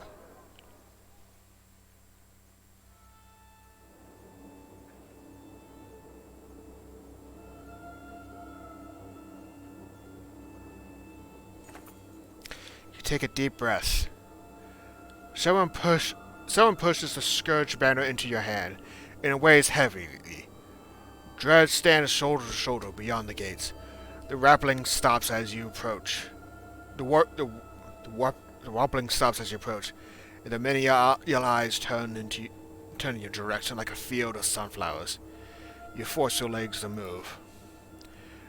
The dredge part around you. It feels suffocating, even though they do nothing but watch. Now completely surrounded, you turn around will equally captivate clansmen and stare breathlessly from inside the walls. The dredge nearby look with curiosity at the dredged child in Olaf's arms. The air is still, as if itself afraid to breathe. You raise the banner. The dredge follow as you and Olaf walk back into the Oberang. They follow through the gate. They follow into the courtyard. And then a man shouts. You can see his face clearly, but you don't recognize him. Just some guy. You're not sure exactly what he's shouting, but it sounds like, "You kill us all!" He holds a spear toward you. Others draw weapons. They raise bows. Everyone reacts at once. "I'm sorry," says Olaf softly. Before you can react, she has stepped in front of the spear meant for you. There are tears in her eyes as she closes them for the last time, still cradling the dredged child. Desperate, you rap at Olaf's body in your banner, dragging frantically through the swirl of battling clansmen as if they weren't there. A sudden blow to the back of the head steals your sight. Dizzy, you're rising and being pulled by your cloak. It's Patrice. His guards are scattered and overrun. The mob bucks like a wild beast. Nearby, a Vord brings his shield crashing down on someone's head. Horseborn scream in the distance. The smell of smoke fills the air. Blades lunge at you from different directions. You emerge bleeding around the corner of an alley. "We need Sappho!" you cry, pulling at the body still within the banner, though you know it's too late. The violence is spilling out further into the city. Rioters smash down doors and corpses lay openly in the streets. Some of them are very young. There's no cure for this. Patrice grieves. Oberang is broken. Oberang is broken. Now the strength of your banner will determine how long you can hold out, while Ivar and the Valka push on to their destination.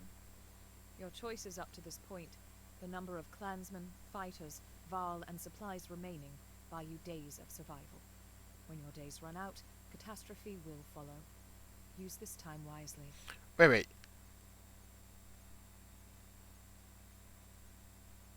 Oh god, I'm scared now.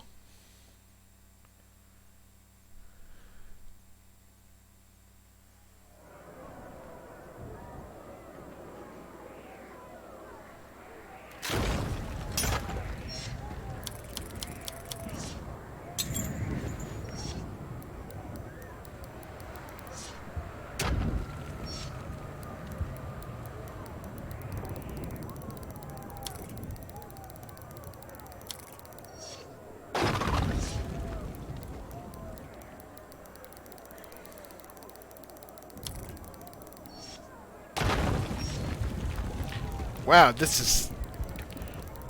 They really made all this matter now.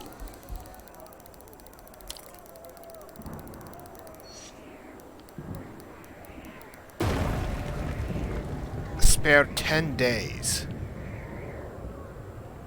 I'm actually quite scared.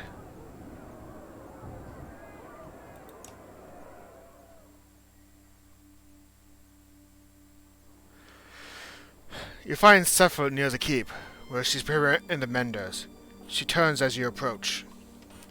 "Captain Patrice, I told everyone to stop fighting! My friend is badly hurt. You have to help her. Do something, please!" You reveal the lifeless body of Olaf wrapped in your banner. Sappho shakes her head. I actually want to check something real quick. Oh, I'm sorry. Even the Vulkars should not meddle with the dead. How did it happen? This has been coming since Minoth died. I regret I could not have come sooner, but many more are about to die. Listen carefully. I devised a shield of light that holds back the darkness, but its reach is limited. With the Menders joining the efforts, we may be able to encircle all of Aberrang. It will mean positioning them evenly across the walls, and if madmen are running wild in the streets, killing indiscriminately. I'll make sure that doesn't happen. I'll have Olaf take us somewhere safe, just until we can pay our respects properly. You nod, Num. How long can you keep the spell of light going, Volka? Assuming the plan works at all, perhaps if we rest in shifts. A number of days. It depends on our food supplies, and stopping the ward from slaughtering our Menders. They told me you fought off asunder, no small thing, but there will be nothing compared to what is coming. What did the warp even want with Aberrang? As far as I can tell, only mindless death and destruction. It is why I wanted the dredge inside the walls. And the other Volker, Juno, Irvin, they can stop all of this? We cross paths. They continue into the darkness. If they'll go into where I think they're going, if they actually make it, there is hope. But none of it matters unless we get these Menders safely on the walls.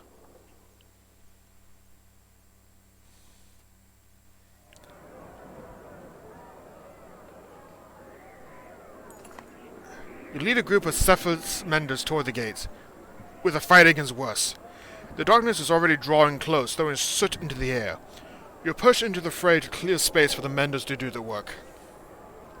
Men fight dredge. Men fight men. The fighting curls around you like a wildfire till you're engulfing it. Despite your best efforts, one bare-chested, shrieking madman charges at you, but is crushed into the dirt by the heavy stone bludgeon of a nearby colossus. The stone guard stares at you, past you. Bloody men encircle you like vultures, screeching shrill insults. Traitors! Raven starvers! The stone guard nods some kind of understanding. It seems to recognize you too.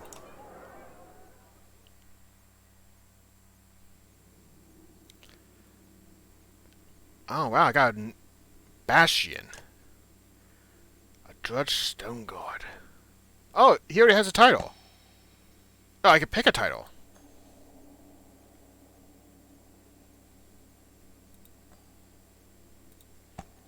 Let's see what he's built. Kindle. Oh, the knockback type. Drumfire. Oh, the...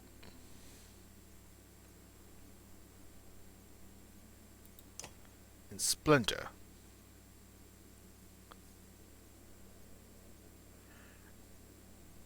I'm not sure how much the Splinter would do damage to him. I meant to the others.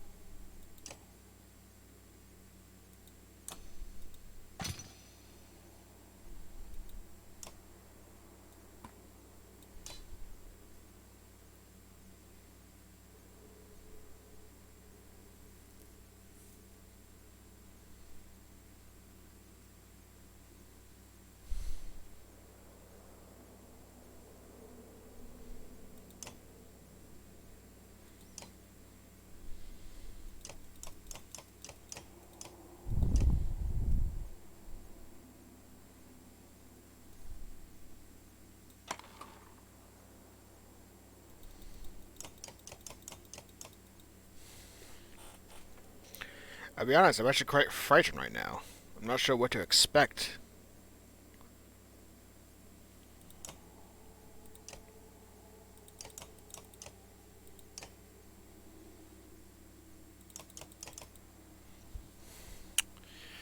This is going to be very concerning. I'm not sure if 10 days will be enough, or if I screw myself over somehow.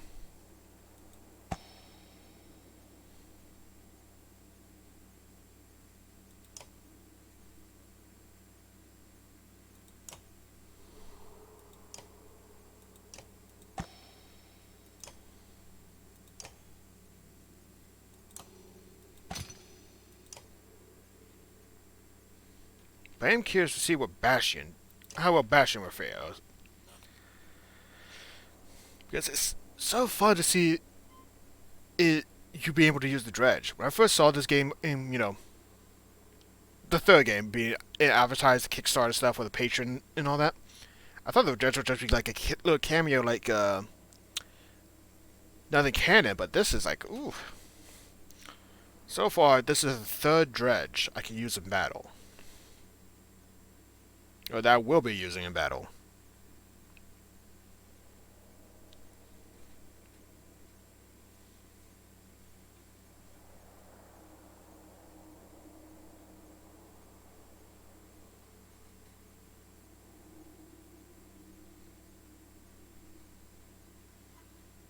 Don't tell me the game froze. I'll be pissed if the game froze. Because right now it's...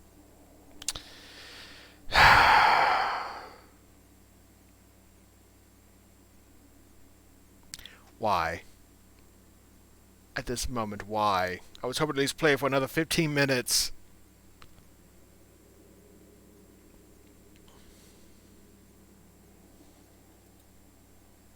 Oh.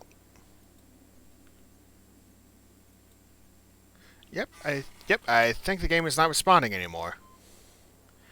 I may have to call it a night here, depending on what happens.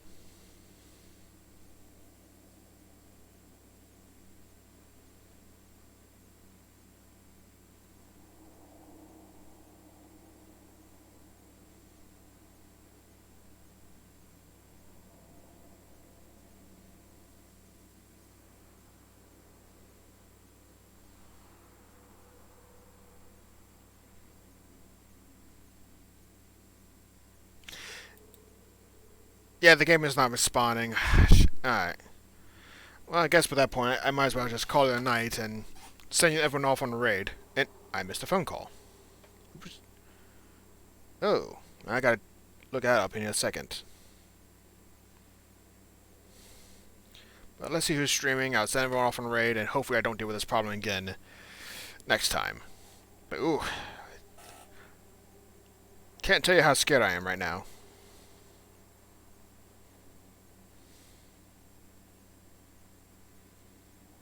Let's see.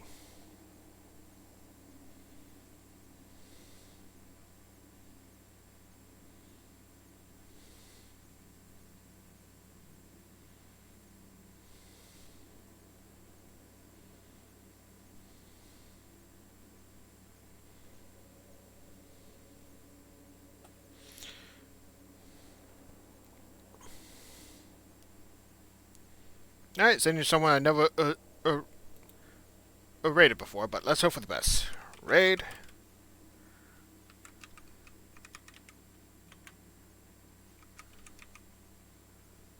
Oh, I'm raiding the wrong person.